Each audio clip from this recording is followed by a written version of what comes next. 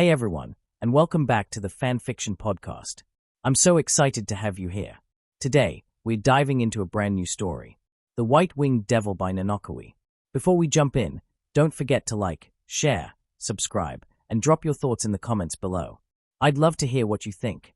Chapter 1. Bell sighed in defeat as he took a seat against an old wall in Daedalus Street, the latest failure to find a familiar being the last he'd be able to make tonight. He must have spoken to the captains of at least 50 familiar today, and the resounding answer to his requests to join them had been no. Seriously, did he seem that weak? He had come into Orario when his grandfather had mysteriously died, his dreams of heroism being rekindled by his newfound independence. With the few hundred valis he had to his name, he set out towards the dungeon city with optimism. However, it seemed as if his fortune had left him at the gate. Not a single familiar would take him, and he was loath to approach a peerage. Devils, like the inhabitants of Doosdia, had decided to play the game on Gakai about the same time as the gods had. Of course, there were conflicts, but after thousands of years even the children came to hate the religious conflicts that arose simply because their god despised a certain devil. And so it was signed in Babel, the tower overlooking Orario, a treaty that banned both unsanctioned conflict between gods and devils and disallowed the use of arcanum and divine power on Gakai. For years this treaty had held, but there still existed a certain level of mistrust towards devils and their peerages. After all, no hero in Dungeon Oratoria had been in a peerage, Bell had checked. The night was quiet, Daedalus Street wasn't given to a nightlife after all. That lasted right up until a piercing scream echoed through the alleyways and Bell snapped to attention. It was a girl's scream, a distressed one at that, and he found himself rushing towards the source before he could think. This was it. This was the story he'd wanted to carve for himself, laid out for him. Save the girl, conquer the dungeon, become a hero. Turning a corner, he locked eyes onto an unfortunate scene. A girl, as common as they come, being manhandled away by a drunken guy in leather armor. Come on, sweetheart, one little night won't hurt ya. Bell gulped before running forward and grabbing the girl while summoning all of the strength his tiny body could muster to push the guy away. Thanks to his drunken state, he didn't seem to have his balance as he toppled away while Bell pulled the girl along. Let's go. She didn't seem particularly scared, confused, or even grateful as she allowed herself to be pulled along by Bell. If he had been looking back at her, he'd have seen her looking at him with a calculating gaze as they twisted and turned around Daedalus Street until Bell was relatively sure that the man had stopped pursuing them. Wiping the sweat from his brow, Bell turned back to the girl with a concerned look in his eyes. Are you okay, miss? Instead of the girl he'd just saved, Bell was face to face with a bat. It seemed almost too clean to be true, but it flapped away and onto the shoulder of someone who had appeared at the end of the alleyway. Bell gulped as the figure approached him, and in the light of the moon, they formed the silhouette of a female. Her red hair was the only color he could see. It was brilliant, like a bonfire. There was a long moment of silence before the woman, perhaps a few years older than his 14-year-old self, said kindly with an upper-class accent like he'd never heard before. Young man, what is your name? Bell gulped before replying nervously, wondering who exactly he was talking to.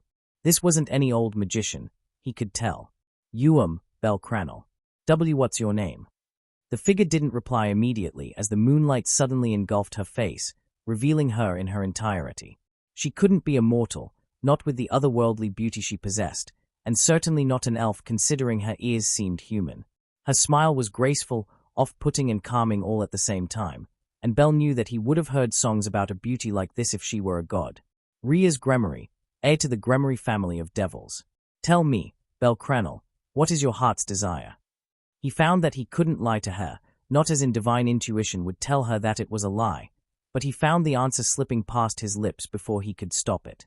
To become a hero.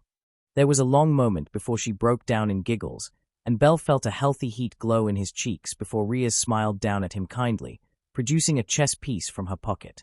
It was red, with strange veins of green flowing throughout it. A knight. She held out her hand to him in an offer. Tell me, Bell, if I were to offer you the power to go down into the dungeon and become a hero, would you accept it? His heart nearly stopped. A devil, offering for him to join a peerage? Could he do it? Throw away his humanity for power? Is that not the most shameful thing for a hero? As he asked himself these questions, a small memory cropped up in his mind. His grandfather, telling him a story, before throwing the book into the fireplace in disgust on a cold winter night. Bell, Never be like that idiot. Save the girl, kill the monster, become a hero. If you anger a woman, apologize immediately, no matter what you did. If you can't kill a monster, get stronger and do it when you can. If you want to become a hero, then make yourself special. But if there's one thing you shouldn't do, it's be indecisive. It's shameful. And if your story involves indecisiveness, it's no better than kindling. Belle found his hand clasping hers before he knew what he was doing. The devil, Riaz, smiled at him excitedly and dropped the knight in his hand before covering it with her own. Her hands were warm and slender, and Belle would have blushed if he hadn't been so focused. Then let it be so. Welcome to my peerage, Belle Cranel, my knight. The last thing he saw was a nova of red before everything went dark. The next day, a loud groan echoed in a bedroom as Belle woke up, a mild headache throbbing in his skull. The room was surprisingly warm considering how large it appeared to be, though when Belle woke up, he wasn't exactly sure where he was. Sitting up, he suddenly remembered everything that had happened the night prior and his eyes widened. So I'm a devil now. I wonder what grandfather would think. Standing up, he suddenly became aware of the two wings extending out from his back and he paused. Reaching back, he found himself marveling at the leathery appendages, and it took him a good while before he could confidently flap them. He'd never heard of this before. Did all devils have wings? Taking a step, he stumbled for a few seconds before he came to a halt, trying to get used to the change in balance before realizing that the wings themselves seemed to move on their own to stabilize him. Belle took a few tentative steps forward, trying to get a feel for them. Sure enough, after a few laps of the room, he found that he felt a bit lighter on his feet than before. Marveling at the feeling, he walked over to a lone wardrobe at the other side of the room and got dressed into a finely laundered version of his old traveling clothes. Pulling them on, he exited the room and felt a bit intimidated by the aristocratic hallway he found himself in. It all seemed unreal, like he was in a different world to the cottages and dingy tavern of his old village. Walking around aimlessly, he walked down a set of stairs and opened a door to reveal a large office room.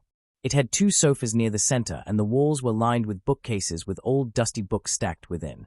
Sat at a desk at the far end was his new mistress, Riaz Gremory, along with a black-haired girl of a similar ilk. Both of them had their eyes trained on him, though the new girl seemed a bit more amused by his appearance than the redhead. Belle, I'm glad you found your way here. Did you sleep well? He gulped before nodding, bowing lowly and replying respectfully. Why yes, thank you for. Well, everything. Riaz hid her mouth behind her hand as she giggled at his reaction, though the other girl didn't do anything to conceal her amusement.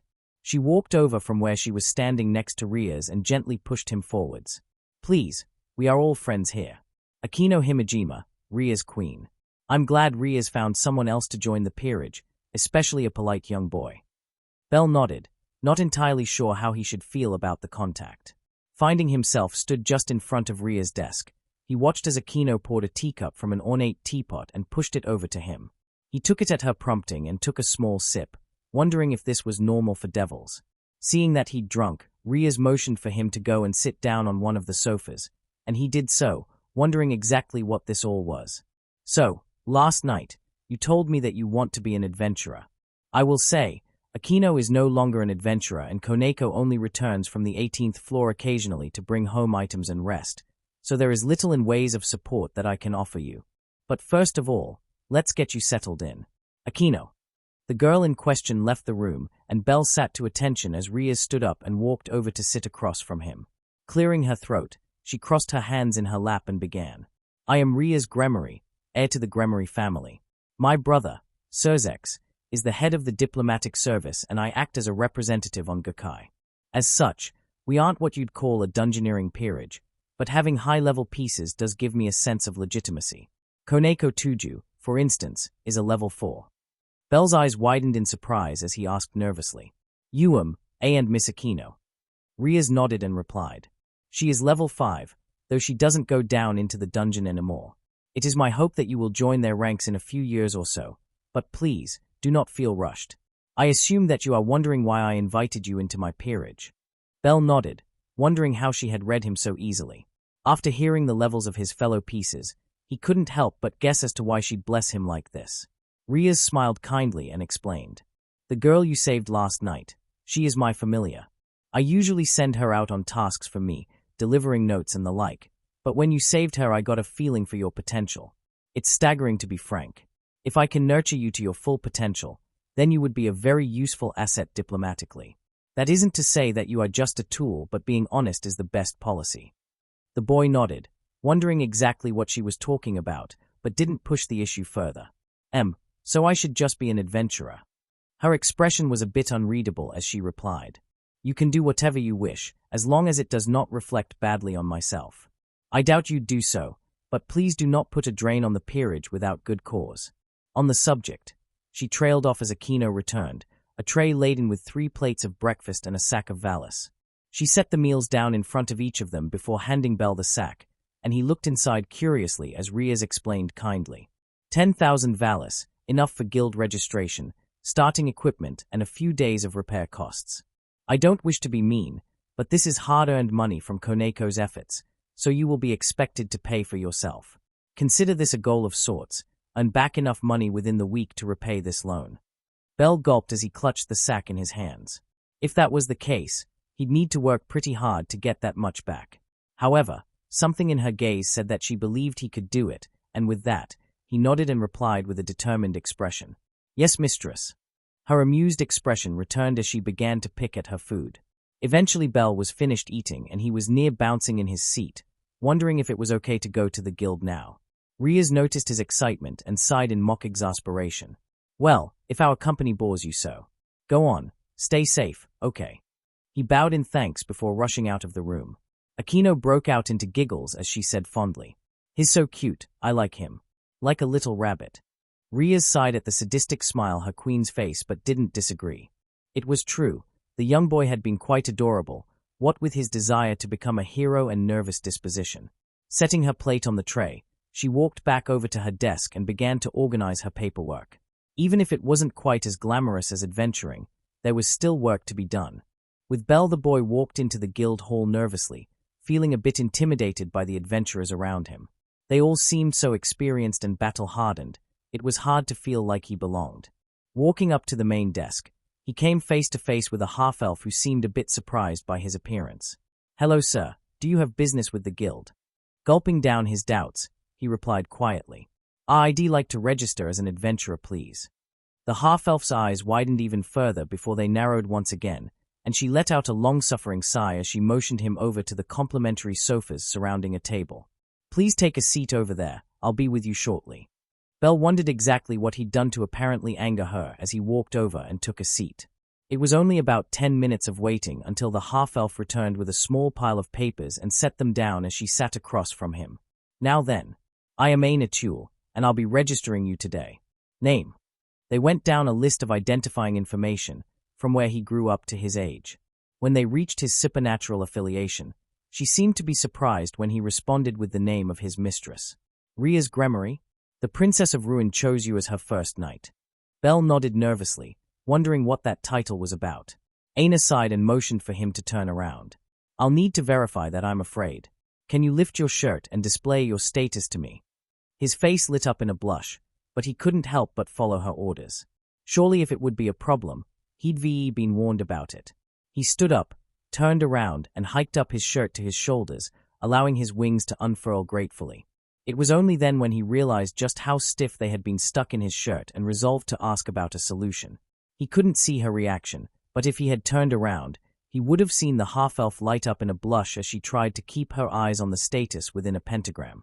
After a few minutes, she seemed to notice the people casting their gazes towards them and yelped, "Oh, okay, Mr. Cranel. You can lower your shirt now. I've seen what I need to see. Now all that is required is the registration fee. Will you be buying your starting equipment with us?" Bell turned back with a nod, and Aina recited the full price of 7,000 vallis. Counting out the coins, he set them on a tray the woman had produced, and after she put it away behind the desk, returned with a sheathed dagger and a pair of potions. She set them in front of Bell and said succinctly, "A dagger, health potion, and stamina potion. They won't bring you back from complete exhaustion or the brink of death, but they'll allow you to retreat from the upper floors. Now, I shall be your dungeon advisor provided by the guild. If you have any questions about adventuring, the guild or Orario itself, you may ask me." He certainly had a few questions, and Aina seemed to be calmed by the fact that he had them. When he asked about how much he should do on his first day, She seemed particularly grateful as she replied, "I'd recommend taking on no more than 10 monsters today on the first level. Gaining an evil piece can make moving a lot more streamlined, and getting used to battle is learned process. I believe that will be all, so I hope to see you before the day is out. Good luck, Mr. Cranel." Bell nodded, grasping his knife to his chest excitedly as he rushed out of the guild. Aina sighed in defeat as she walked back around the desk and began moving the money into a parcel. Misha, one of her bubblier co-workers, walked over and leaned next to her with a wide grin. "So, who's the cute devil you were ogling?" Those were some odd wings he had. Aina nearly dropped the package as the rest of her co-workers gathered around to grill her on the new boy. This was going to be a long day. In the dungeon, 10 minutes later, Bell gripped his knife, his sheath at his hip as he stared down his first monster. A goblin, as dumb as it was weak, jeering at him from a safe distance. Taking a deep breath, he began to go over the simple tactic that Aina had taught him in his mind. First, approach and dodge or block the first attack. Once they were off balance, go for the throat. Rushing forward, he was extra careful of the long nails on the goblin's gnarled hand and sidestepped as it made a simple downward swipe. Screwing his eyes shut, he blindly thrust the knife forward, hoping to connect. Nothing but air. He grit his teeth in pain as he felt the nails rake over his back. Tumbling away, he looked back up at the now blooded goblin. It was obvious that the problem had been his inability to keep his eyes open, but no, there was no buts. He messed up, and he'd never stop messing up until he got past his natural aversion to death. These were monsters, and it wasn't as if he was the first to kill one. The dungeon would birth more and more, and it was an adventurer's job to cull them. Rushing forward again, he was more proactive in dodging the sideways swipe by sliding to the ground. The goblin looked at him with fear in its horrible black eyes, and Bell could see his own reflection in them as the knife sailed forward. He kept his eyes locked onto the goblin's as he slid the blade into the beast's neck, and no matter how much he hated it, he kept his eyes open as the beast struggled, punching and kicking with little strength before it suddenly fell silent. Breathing deeply, Bell let the monster fall from his blade as he set about, trying to remember the process of removing a magic stone as the adrenaline left his system. Slicing through its brittle sternum with ease, he pried the magical core present in every monster out of the carcass and watched as the goblin lost its color before dissipating into ash. Looking down at his bounty, he grinned when he realized that he'd won his first battle and let out a whoop of delight. Setting his new stone away in the pouch that contained his remaining 3,000 valis, he looked down the corridor as 2 more goblins came to investigate the cheer. Bell let out a small smile as he brought his knife to bear. He could do it. He could kill monsters. 6 hours later, the guild. Aina had nearly given up. That boy was dead. He was lying dead in the dungeon, his wings limp and lifeless. She never should have signed up for this career. Sending a 14-year-old off to his death was too cruel. Would her pride be hurt if she quit? Yes, absolutely. Maybe she could go into the diplomatic service, though that would only entail seeing the late boy's mistress at some point or another. Miss Chul. Suddenly her head shot up as she heard the voice of a dead boy and gasped. The new adventurer she'd just been lamenting, standing there, covered in cuts and bruises with a big smile on his face. Mr. Cranel, what happened to you? It was nearly closing time, and even the latest parties had retreated for the night after failing to secure a date with any of the notoriously cute receptionists. Bell nervously scratched the side of his face as his wings, now free from the ruined shirt, nervously twitched. Well, I was down there, and I wanted to leave once I killed 10 like you said, but more and more just kept coming and well. I got the magic stones though. She didn't know if she was more relieved that he was alive, or furious that he didn't seem to be aware of just how banged up he looked. Suddenly Misha leaned over the counter and gave him a thumbs up that made Aina want to strangle the damnable human. Good job, rookie. Keep this up, and you'll get Aina to go grey. I've been trying for the past few years, and I've only gotten one dash. Aina slapped her around the side of her head before gripping the bridge of her nose, trying to stave off a headache. Just go and exchange them like I taught you. And for the love of all that's good in the world, don't go back into the dungeon like that, or come out of it like that. Actually, just don't look like that, ever.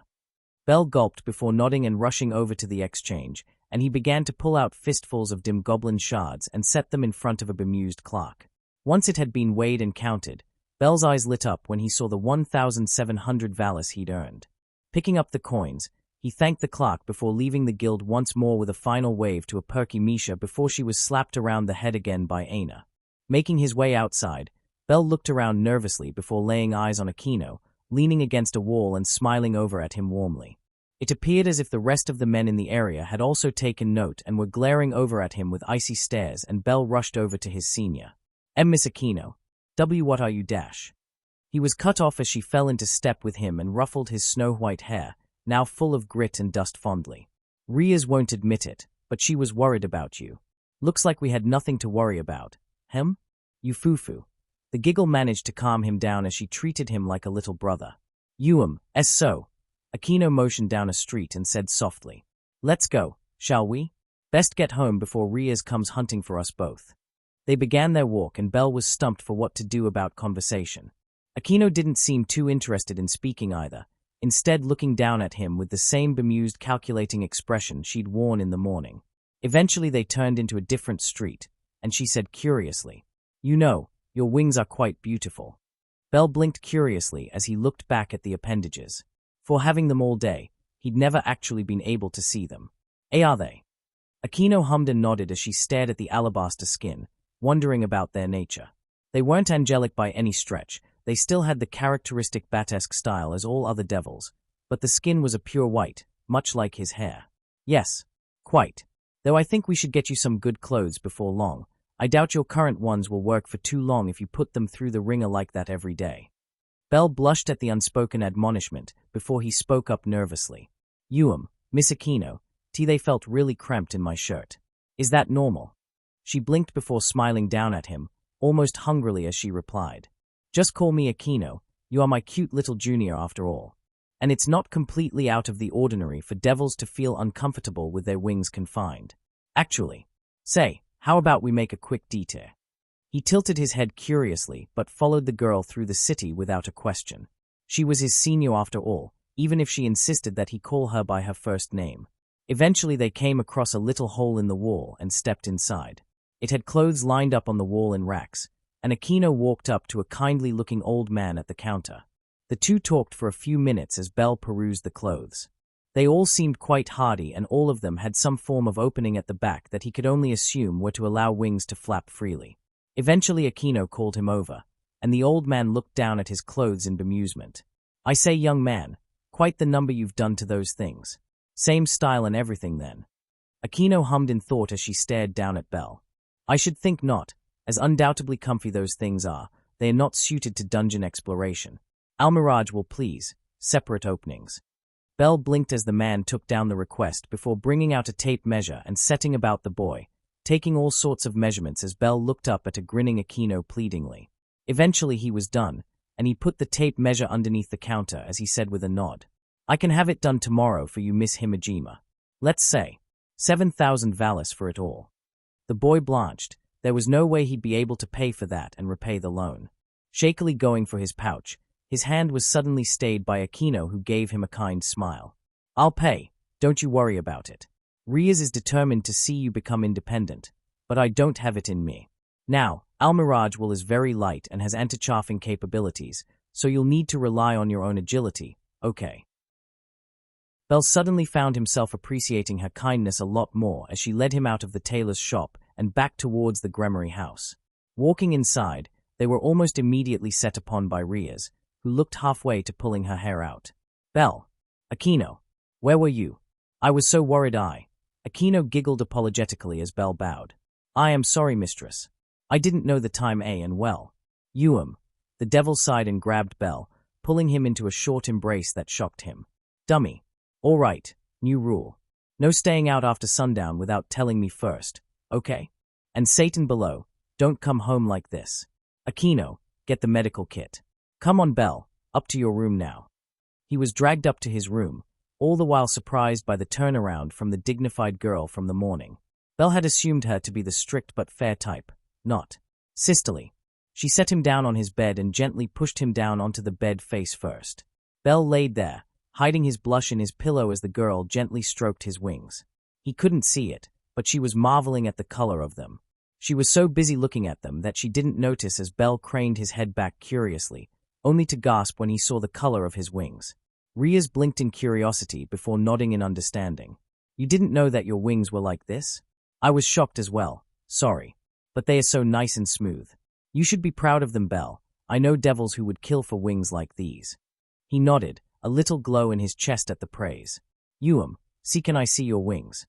Riaz blinked in surprise before nodding and letting the appendages unfurl from 2 hidden openings in her own suit. She wasn't given to display them during work hours or during meetings, but sometimes she just needed to let them stretch, and having to take off her shirt to do so would be rather unprofessional. They extended out to tickle Belle on the nose, and the boy scrunched up his nose as he tried to escape, but Riaz just laughed and extended them further. That was how Aquino found them, and she smiled at the interaction before walking off to join them with a jar and bandages in her hands.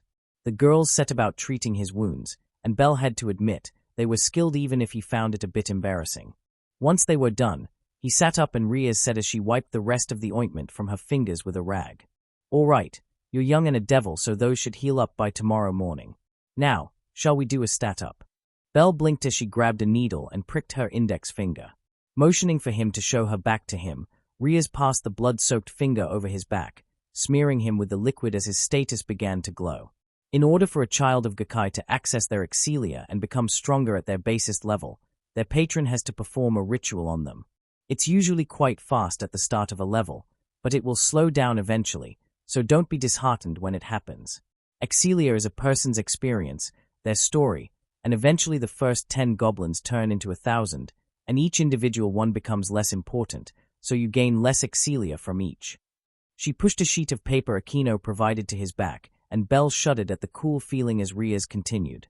Each of the basic stats, strength, endurance, dexterity, agility, and magic directly tell you what you are most suited for.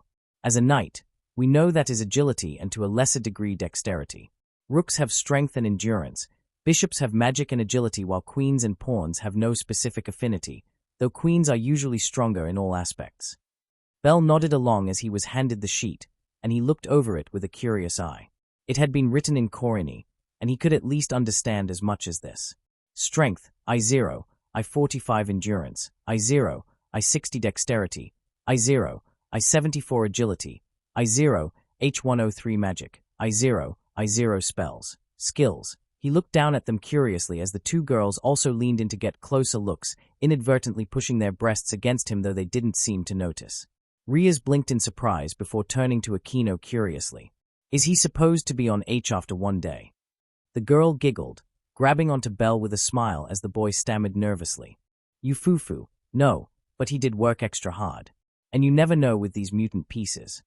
Belle nearly fell unconscious right there. Seriously, did she not realize exactly what she was doing? However, to Riaz, it was fairly obvious that the queen did know what she was doing and sighed in exasperation. All right, pack it in, Aquino. Come on, let's get some dinner in you. The 3 made their way downstairs and Aquino reluctantly relinquished her hold on Belle as the boy sat at the table with Riaz. Eventually, after they had been fed and watered, they retreated to their rooms as Aquino gave him a parting smile. I'll wake you up in the morning so we can go and get you your new clothes, okay? Sweet dreams. He blushed at the parting words and stammered back what he hoped was a reply before he retreated into his room. Laying down in his bed, he couldn't help but smile as he snuggled into the duvet. He was finally becoming an adventurer, a true-to-life hero. Nothing could stop him now. 2 weeks later. Well, shit. Those were the vague thoughts of one Belle Cranel as a minotaur stared him down on the 4th floor. Chapter 2. Belle didn't know how it happened, but he found himself running away from a minotaur on the 4th floor. It was terrifying and exhilarating in equal measure, but he just kept running. His wings, stained with blood, had been crushed when the minotaur had nearly caught him. Belle still felt sparks of pain in them, even an hour later as they flapped weakly behind him as he fled. Turning a corner, Belle found himself in a dead end and his heart sank. This was the first day he'd been on the 4th floor and hadn't had the time to map out the layout beforehand. Being driven into the corner, Belle gritted his teeth as he turned around with a terrified expression. The minotaur was upon him, and he found himself falling over onto his ass as he tried to search for a way out. His legs wouldn't move, and he'd lost his potions in the first 15 minutes. Just as he was about to give up, gritting his teeth as he lowered his head, unwilling to look the demonic beast in the eye as it raised up a clenched fist to kill him, a flash of light caught him off guard. It was silver, unlike the mangy hide of the minotaur, and Belle was promptly showered in blood as the minotaur exploded. And there he was, sat on his ass, covered in stinking ox blood as he stared up at a blood-stained maiden that looked more demonic than the Minotaur ever had. The graceful beauty slashed her sword to the side, sending flecks of blood off the blade as she tilted her head in an emotionless voice. "Are you okay?" Bell lost it. This was too much. He dashed past her before his brain could stop him for Curtis's sake. Thankfully, he didn't have the breath to scream, but he just may have if the circumstances had been any different. Making it back to Babel in record time, the adventurers who had been taking refuge from the Minotaur looked at him in shock, this devil covered in blood, and began to whisper accusingly. Bell just gritted his teeth and made for the showers.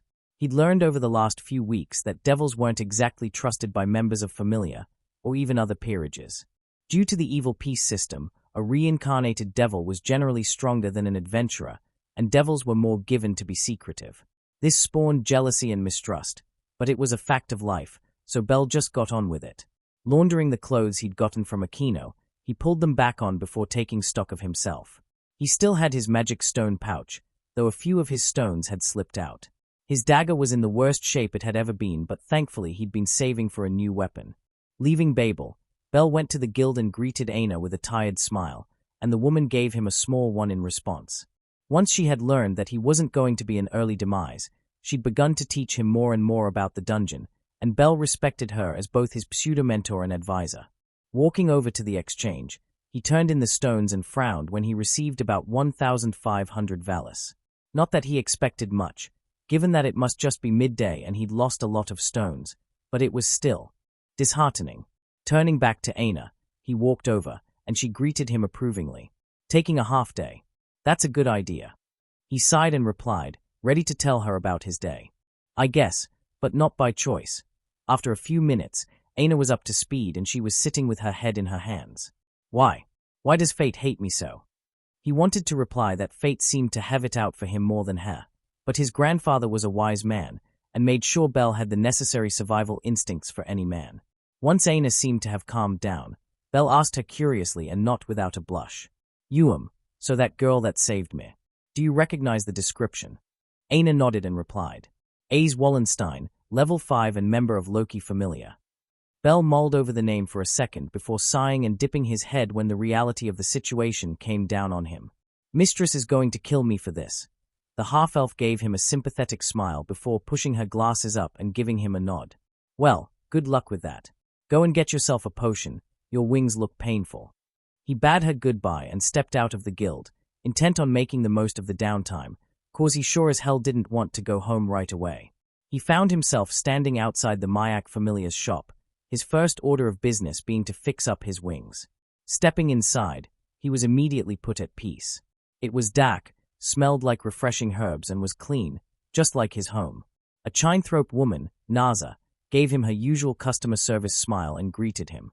"Bell, what can I get you?" He grinned and motioned to his weakly flapping wings, and the woman sighed before pulling out a vial from behind the counter. 2,000. Come here, I'll apply it for you." Bell was eternally grateful for the woman. Even if the potions here could be on the expensive side, let it never be said that they cut corners. Putting the required valis down on the table, Bell sat up and shivered as Naza drenched his skin in the potion. Almost immediately the cooling effect took hold before he shuddered at the feeling of Naza gently putting his wings back into position before the bone was healed. "So tell me, what happened to them?" He recounted the encounter glumly as Naza listened, her hands still working on his back. Eventually the story was over and she let go of his wings, and Bell gave them a few tentative flaps before folding them back up behind him. "That sounds horrible. A dreamless sleep potion. 1,000. You've had a rough day after all." The familiar song and dance of her trying to get him to spend more money was one that at first put Bell on the spotlight, but ever since he'd gotten used to the adventuring lifestyle, he'd begun to see the value in Mayak Familia's potions and more importantly could afford them. If you have it, I'd like an energy potion instead. I lost mine down there." Naza grinned and pulled out the required potion, passing it over to him as Bell set down the extra valis. "Thank you for your business. Anything else?" He hummed before asking curiously, "Do you know any good blacksmiths? My dagger is kinda beyond repair." Naza looked down at the blade and frowned. "Yeah, that won't kill a squirrel now. On the middle floors of Babel there's some cheaper places, but you won't find a reliable weapon there for truly cheap. I would recommend a place on Adventurer's Way. They have some good enough pieces that won't break the bank until you've recouped. Thanking the chienthrope, Bell left the shop and checked his balance. He had about 3,000 valis at home and a further 4,000 on his person. Walking towards the street, he found a store. Not a blacksmith, but a pawn shop. Stepping inside curiously, he looked around curiously, wondering if he'd find a good weapon here before resting his eyes on a blade that looked odd, like it had grown in the ocean and plucked from a reef. The store owner noticed his eye on it and gruffly began. 3,500 valis. It won't stab anything, but the edge is nothing to scoff at. Bell looked at it and hummed thoughtfully. It was an odd piece, but it seemed to have a certain charm to it. Picking it up, he went over to the counter and set it down. This please. The gnome nodded and took the required sum from Bell and asked curiously, "What's your name, Sonny?" Bell blinked before replying. "B. Bell Cranel, W.Y." The gnome grinned and replied, "I reckon you've got an eye for the unusual.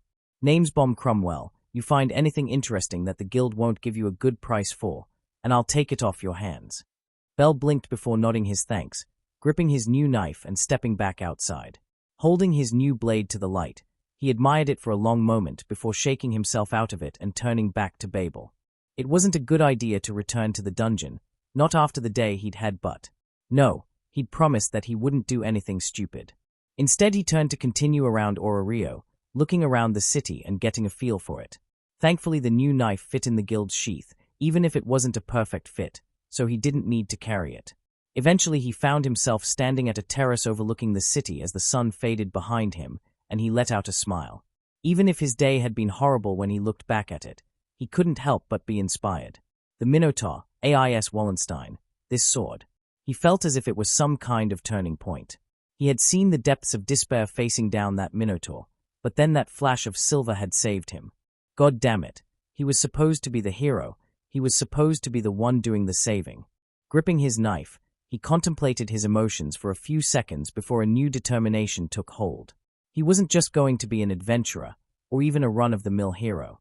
Bell Cranel was going to earn his own chapter in Dungeon Oratoria. He'd carve a story the world wouldn't soon forget. One day, he'd catch up to that flash of silver and overtake her. And that determination was seen. It was like a beacon of light, and a certain pair of silver eyes stared down at that beacon with amazement from atop the highest floor of Babel. The next day, Riaz handed over Bell's stat-up sheet, her face pouting in jealousy as she watched his amazement. Sure, she was amazed by the new stats as well, but the skill she'd selfishly erased from the sheet had made her unusually mad. And it was because of the name of the girl that her cute little knight had been saved by. AIS Wallenstein, or rather, Loki's lieutenant. The redhead had a good few problems with Loki, and it usually stemmed from diplomatic events turning into the goddess of mischief's playground. Loki would arrive, mess with the itinerary, make her look like a princess trying to help her elder brother, and then leave before Riaz could turn the tables. It was infuriating, and the fact that one of her girls had managed to cause a skill to develop in her latest servant was more than infuriating. Riaz's phrase, "Desire lead to growth, heightened desire lead to accelerated growth. Growth will persist as long as desire persists." It was so unbelievably simple, but the devil was in the results. Strength, H106 a H179 endurance, I86 a H101 dexterity, H146 a G201 agility, H198 a D300 magic. I0 or I0, it was insane. Nobody should be able to do this in a single day at this stage. Riaz could only imagine what would happen if he knew what his skill was, but she just couldn't bring herself to reveal it to him. If she had the option, nobody would ever know about it. Sure, if she had released it as a new skill, then her standing would rise in the diplomatic circle. Hell, she might even be able to join the rating game leaderboard, just so they could see him in action. But Belle was too sweet for that. She didn't want every god, goddess, and devil that existed in the city after him just so he'd fight for their entertainment. And so she kept it hidden, but it wouldn't do if she didn't at least try to capitalize on it. After all, the king must lead her servants. "Say, Belle, I think I have another goal for you." He looked back at her curiously as he pulled his shirt down again, his cute little wings struggling through the opening again. Seriously, he was too adorable for his own good. He reminded her of her little nephew Milikas. "I think you're getting a lot stronger, so I want you to start relying on technique. I want you to go down into the dungeon and try to get to the deepest floor you can before the week is out. If you hit, say, the 10th floor, then I'll get you a special prize, While he wasn't exactly sure how he felt about her phrasing, it was an enticing offer. Mistress, are you sure? The 10th is pretty low and I'm only at floor 4. She nodded and said encouragingly. You can do it, Belle. I believe in you. I promise, the prize will be worth it. Oh, and don't tell that dungeon advisor of yours, she's a stick in the mud. While he wasn't sure about that slight against his advisor, she was his mistress, and he wasn't about to disagree. Sitting back against the wall, Riaz watched with a small smile as Belle got ready for the day. He really was a hard worker, and if she was correct, his desire to get to the 10th floor should result in faster growth. Of course, the payoff for that would be that he bit off more than he could chew. But if he was able to run from a minotaur, then he shouldn't have any trouble running away from lower-level monsters. She sighed as he finally left the room with a farewell and leaned her head back against the cool wall, conflicted about the turn of events. There was no denying that she'd nearly had a heart attack when Belle told her about the irregular minotaur. Not that she could blame him for the situation. A minotaur on the 4th floor would never occur as a result of anything he did. But it still scared her, and then learning that one of Loki's children had become his inspiration was salt in the wound. Eventually she returned to her office and began her paperwork, though it was far from the thing on her mind. She'd already caught herself making obvious errors, and it was frustrating her even further.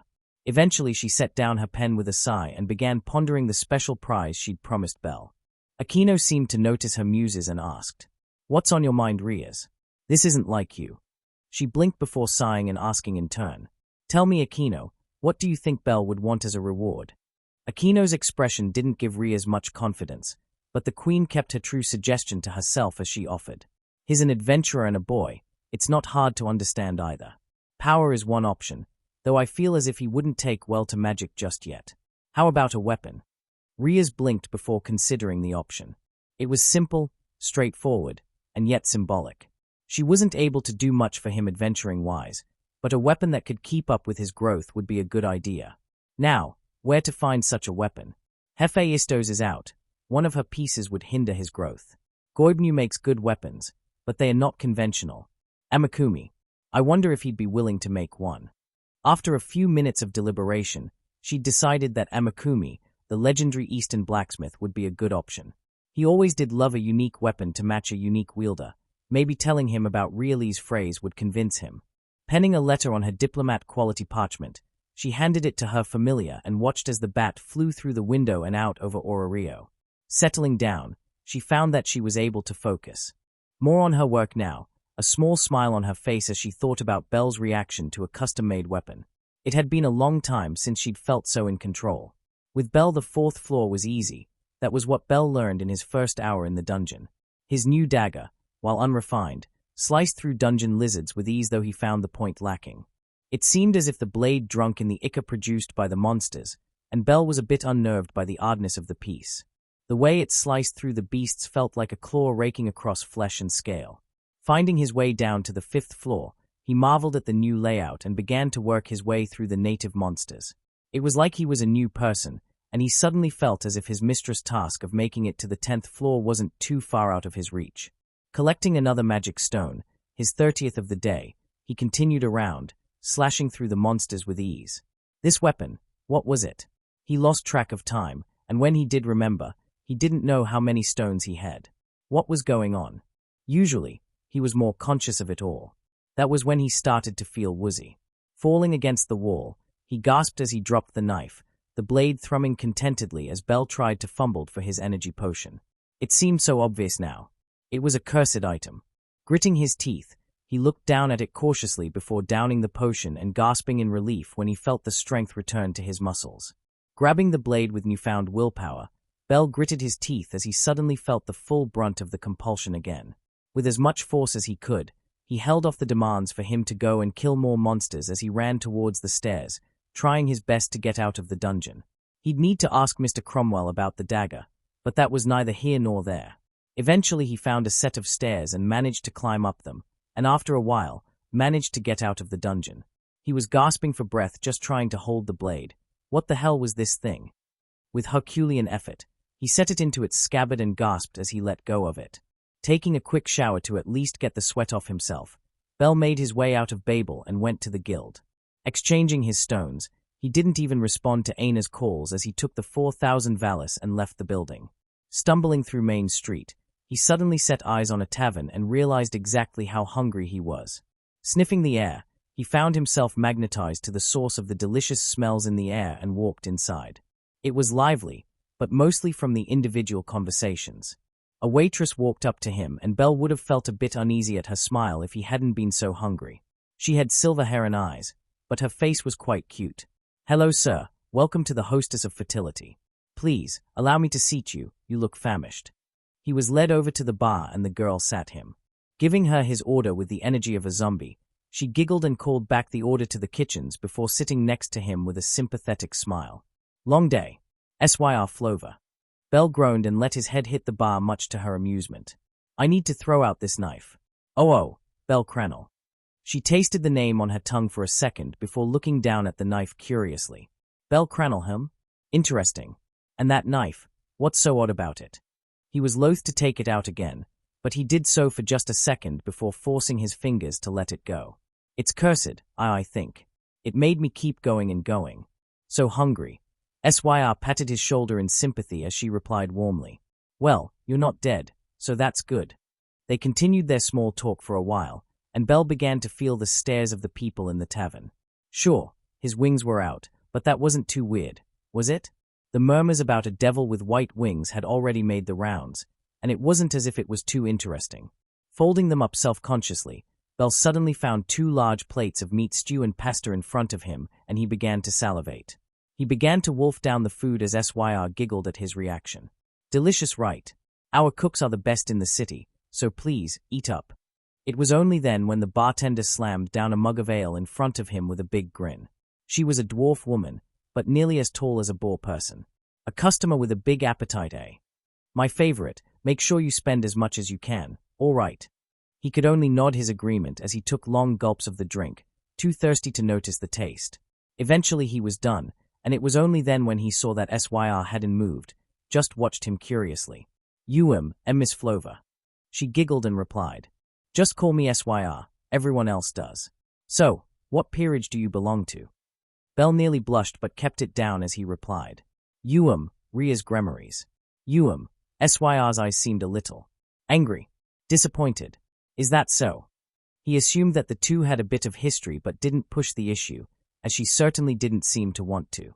Before he could start up the conversation again, the doors suddenly slammed open, revealing a new group of adventurers led by a red-headed woman. "Mia, Mama's home." The bartender roared back angrily as the group was seated at a large table in the center of the tavern. Syr gave Belle an apologetic smile as she walked away to help deal with the sudden influx of orders as Mia leaned down on the counter and said warningly, "Those lot, you'd best pay and leave before you hear something you don't want to." Belle blinked as he turned his head curiously, his heart almost stopping when he lay eyes upon the girl who saved him yesterday.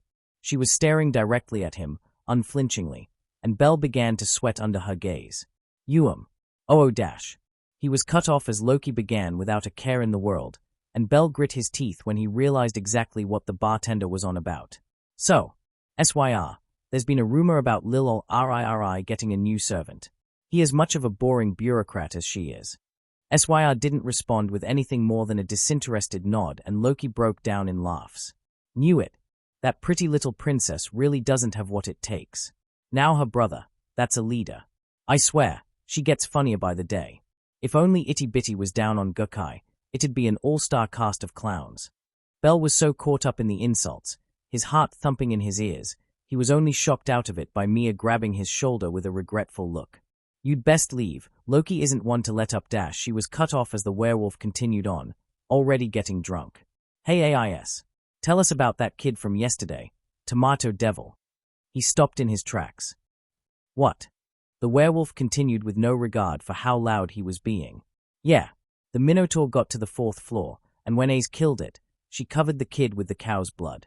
And then, get this, he runs off without a word. How pathetic is that?" The group broke out in laughs as a royal-looking elf admonished him. "Beat, it is no fault of his that he had to face down a Minotaur. It was our mistake letting it get through the battle line." Beat scoffed and replied dismissively, "Trash is trash, nothing else to it. If he's going to act like that, he should never have gone down into the dungeon. If he doesn't even have some other members of his peerage with him, then he's definitely trash, and they've seen it too. Of all the comments, that was the worst. Bell suddenly realized that he had gripped his knife, and Mia was looking at him warningly before he shakily went to grab his coin purse. Dropping the entire thing on the bar, he shakily stood up and made for the door before a voice called out to him. "Wait." Suddenly the entire bar was silent as Bell turned his head. It was Ais. She was standing up and walking over to him. He really needed to get out of here. Before she could continue, Bell rushed out of the door, his wings reflexively stretching out as he burst into the cool air. The blonde was about to give chase before Loki called over to her. "Hey, don't harass the devil. Probably has to get home before his bedtime." Mia sighed in disappointment as she looked down at the large bag of gold. Had to be about 3,000 more than his bill, and she set it behind the bar as Syr sat down and muttered angrily. "I swear, that Loki familiar is the worst. Mama, why do you allow them inside again? Shouldn't they tie up their dog outside at least?" The proprietress sighed and shook her head. No reason to refuse service, no worse than the other riffraff that come through the door. Not to mention Loki is a big spender. Syr hummed as she glared over at the table, namely, the so-called Kenki. The girl looked disappointed, and it was pretty obvious as to why. Meanwhile, Bell's eyes were hard as he slashed his way through the 5th floor. He was so unrelentingly frustrated that he didn't even bother to grab most of the drop items. That werewolf had been so vicious, but his words were exactly what Bell had been fearing. Of course they were just humoring him. His mistress had even considered rewarding his progress a game with a special prize, like a children's game. The knife in his hands thrummed happily as it slashed through the beasts of the dungeon. Eventually he found his way down to the 6th floor, his expression hard as he continued on without a care for the cuts that were bleeding a trail behind him. Nobody was in the dungeon at this hour, and the concentration of monsters was much higher as a result. Eventually he came across a large, cavernous room and the walls began to crack, spewing forth odd shadow-like monsters. War shadows, the first monster that had what many would consider to be weapons. Their claws were long like rapiers, and if he wasn't careful, they could kill him in a few hits. Bell didn't pay it any mind. He just did whatever felt right, and fighting seemed pretty cathartic at this point. He wasn't sure who was in control, but it certainly wasn't him. The blade took long slices out of the monsters, and as he did so, the other war shadows hit his arms and legs with shallow cuts. It was a long and arduous fight, but Bell eventually emerged victorious, surrounded with the small magic stones left over by the war shadows after they died. He didn't have a health potion on him, and the compulsion to fight had abated, but he was still angry. The werewolf's words echoed in his mind, reminding him that he was trash. Bell sheathed the knife and let it go, not noticing that it didn't require the usual effort to let it go, and grabbed one of the claws left over by the war shadows. It was long and razor-sharp, and it left a cut on his palm, but he didn't pay it any mind as he set it into his satchel along with the magic stones that were left over. No more monsters spawned around him. It seemed as if the dungeon had given up on killing him here. No other monsters posed a threat as Bell clumsily made his way back out, the trail he'd carved into the dungeon being free of danger. As he walked back out into the light, Bell gave a small sigh of relief. He felt much better under the moonlight. Apparently it was characteristic of devils according to Aquino. His clothes were slightly torn up, but his wounds had already begun to heal. Making his way back home, he found himself sneaking inside, not exactly wanting to speak to either Riaz or Aquino. It was there as he lay in bed, resting his bones, when he gazed down at the knife he kept in his hand, when he began to nod off. He didn't notice as the cut on his palm soaked blood onto the dagger, and it was as he slept that the coral and debris on the blade began to crumble off, revealing an ornate, wavy dagger with a gleaming point. If he'd looked any closer, he may have seen a small sigil on pommel of the blade, a thundercloud, and a hammer. The next day Bell awoke to the sound of muttering, and his bleary eyes opened to reveal Riaz, looking down at him as Aquino and an unfamiliar girl spoke behind her. The redhead had her hands on her hips as she looked down at him angrily, and her tone of voice didn't inspire confidence in him. "Bell." He sat up and rubbed the bleariness from his eyes. "Mistress." She nodded slowly and asked in a deadly voice. "So, do you want to tell me where you were last night, leaving me worried sick?" Suddenly he remembered what happened last night and his expression darkened before it softened into sadness. Riaz looked a bit curious at the change before he muttered defectively. "It's nothing." Riaz looked back at Aquino beseechingly before sighing and ruffling his hair, unintentionally making Bell's expression sadden even further. This was new, Usually he was so receptive to their touch, even if he was a teenager. She retracted her hand before turning back to the unfamiliar girl and introducing her, hoping that meeting another adventurer would knock him out of his mood. Belle, this is Koneko Tuju, the other member of our peerage. Remember, she came back up last night when the Loki familiar killed the floor boss on floor 17. That seemed to have the opposite effect as Belle's expression dimmed even further at the mention of Loki familiar. The reaction suddenly leads to an epiphany as Ria's expression suddenly turned angry. It was Loki, wasn't it? What did they do, Belle? I swear, I'm going to kill that flat-chested bit. She was cut off as Aquino put a hand on her shoulder, staying her anger. Aquino turned to Belle and said softly, "What happened last night, Belle? Your coin purse is gone, and that dagger is." Belle suddenly caught sight of what was once his new weapon, and now a gleaming blade. "Oh, okay. It all started in the dungeon, I think." He began to explain the events of yesterday, getting more and more nervous as Koneko's gaze never left him. She was nibbling calmly on a baked good, and he wasn't sure if she was judging him or if she was just curious. However, once he reached the part about Beat, her expression suddenly hardened. Continuing through the story, he eventually ended with him returning home and there was silence once more. Surprisingly, it was Aquino who spoke first, turning to Riaz with a troubled expression. "Riaz, what do we do? Those words can be considered a slight against us, and that was a direct and unwarranted insult against Belle." The king sighed and crossed her arms, her brow furrowed as she said lamentingly, "Can't do anything. That was opinion, not slander, and it wasn't spoken directly to us. It isn't like there was any goodwill between us to lose in any case. I'm sorry, Belle, but I don't think I can retaliate for you." He was surprised by her reaction. He'd expected her to tell him to be more careful in future, not this. Eventually she decompressed and said commandingly, "All right, Belle, no going into the dungeon today. Go and get your coin purse and apologize for the trouble to the proprietress, and then go and turn in those stones. After that, go back to the place you got that dagger and ask for an explanation. They sold you a cursed item. That isn't acceptable." Belle accepted. He didn't see any problems with that plan of action. Riaz motioned for them to leave the room. Aquino did so, but Koneko didn't move from where she was looking at him. "Koneko, please, I'm going to give him a stat up." The cat girl didn't say anything until she eventually finished her pastry, shaking her head. "No, I want to speak to him." Riaz glared at the girl for a second before giving up and motioning for Belle to lift his shirt. He did so nervously, and Riaz performed the stat up while Belle and Koneko stared at each other. She didn't seem to want to initiate the conversation, and he didn't exactly know what to say. Eventually, as Riaz finished the upgrade, Koneko walked over and grabbed the sheet before Belle could look at it, much to his surprise. She looked at it for a long while, not caring for the invasion of privacy before tearing it up and muttering, "You're getting stronger, but you're weak. Don't look at your stats anymore, it won't do you any good." Belle was suddenly reminded of Beat's words from last night, and he felt horrible.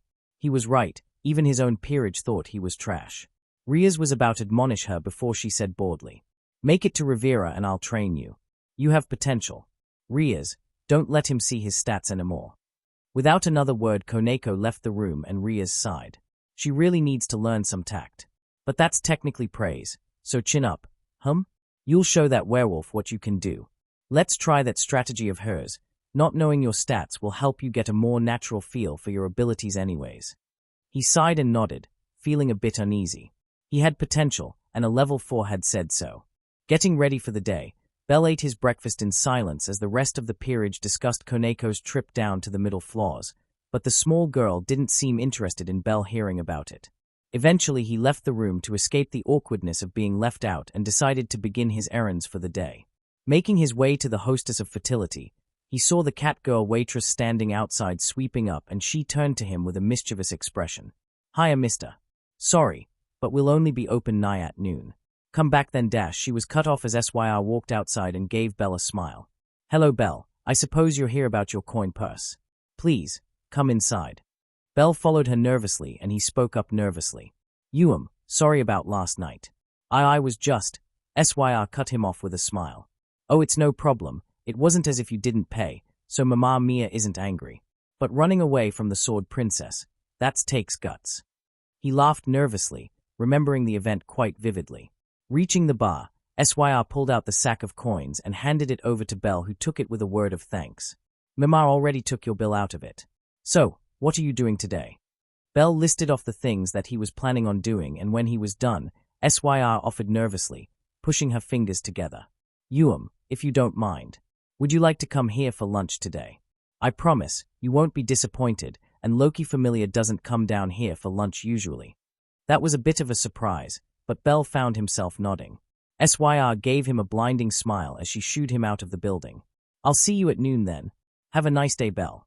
He was surprised by just how sweet she seemed. It was a far cry from the anger when he mentioned Ria's name last night. Shaking himself out of it, Bell made his way towards the guild and was surprised when he didn't spot Aina. She must be in the back, considering most adventurers had left for the dungeon already. Exchanging his stones, Bell blinked when he saw the 3,000 Valis that 6 War Shadows had earned him. The clerk explained in boredom. 500 apiece, not a lot of level 1s survive them, and higher levels don't bother searching them out. Shuddering at the idea, he left the guild with a significantly heavier purse and made his way towards the pawn shop. Stepping inside, he saw a male prum speaking to the owner and waited. Eventually the gnome spotted him and asked curiously, "Mr. Cranel, what brings you back here?" Bell gulped before pulling out his new knife, not spotting the prum who was staring at the blade hungrily. Mr. Cromwell, I think it was cursed. Did you know what this thing is? It made me want to go so far and. Well, when I woke up, it was like this. Bomb blinked in surprise before taking the knife from him and looking it over with a wizened eye. Very interesting indeed.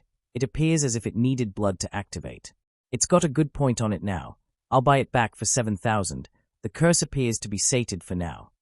While the amount of money was tempting, Bell shook his head and replied apologetically. I think I'll hold on to it for a bit, sorry. Bomb sighed in defeat but nodded. Bell left, not noticing the prum's calculating eyes on his back. Stepping into the shadowed alleyway, he began to make his way towards the tailor's shop to get the holes in his shirts repaired. 1,000 Valis lighter, Bell began to make his way towards the hostess of fertility, hungry for his lunch. City life was odd, he decided as he was sat down by a grinning SYR as a cup of coffee and a slice of cake was set in front of him. It seemed so. Carefree, usually he'd still have to chop firewood and check the traps in the nearby woods for game at this time of day.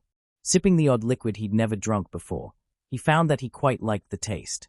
Today just seemed too nice to go into the dungeon. But on the other hand, he was excited to explore the 6th floor. Hopefully Rias would forgive him. Chapter 3. Bell walked out of the dungeon, his pouch laden with magic stones and drop items as he made his way through Babel. Yesterday SYR had begun making him lunches in exchange for coming down to the hostess of fertility in the evenings for his dinner. With the extra food, which he found quite delicious, he found that he was able to go much longer without succumbing to hunger, and it showed in his haul. As he walked towards the facilities to clean himself up, he was surprised to see monsters being taken out of the dungeon in cages by exotic-looking adventurers. Briefly wondering what was happening, he shrugged it off and resolved to ask his advisor. Making his way towards the guild, Bell stepped inside and waved to the half-elf who looked up at him with a smile. "Oh, Bell, how was your day then?" He grinned and replied as he stood across from her. Oh, it was good, thank you, Aina." They'd agreed that while it was a professional arrangement, using titles wasn't sustainable, and deigned to use their first names. Though the half-elf was uneasy with Bell being down on the 7th and 8th floor, she had accepted it when he'd informed her that Rias had expected him to be on the 10th in 4 days, though she still wished that he'd stick to the 5th.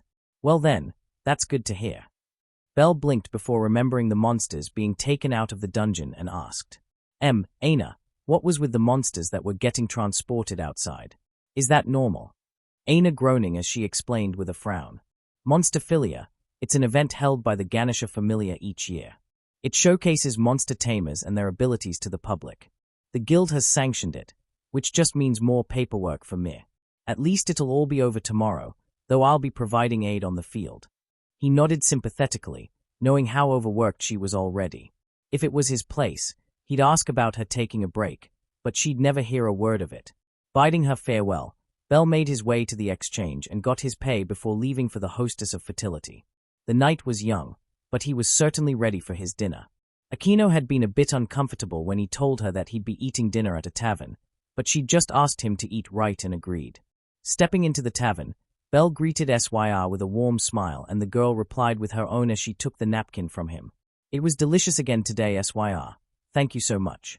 She giggled as she brought him over to the bar and said, "I'm glad. Now make sure to spend a lot, okay?"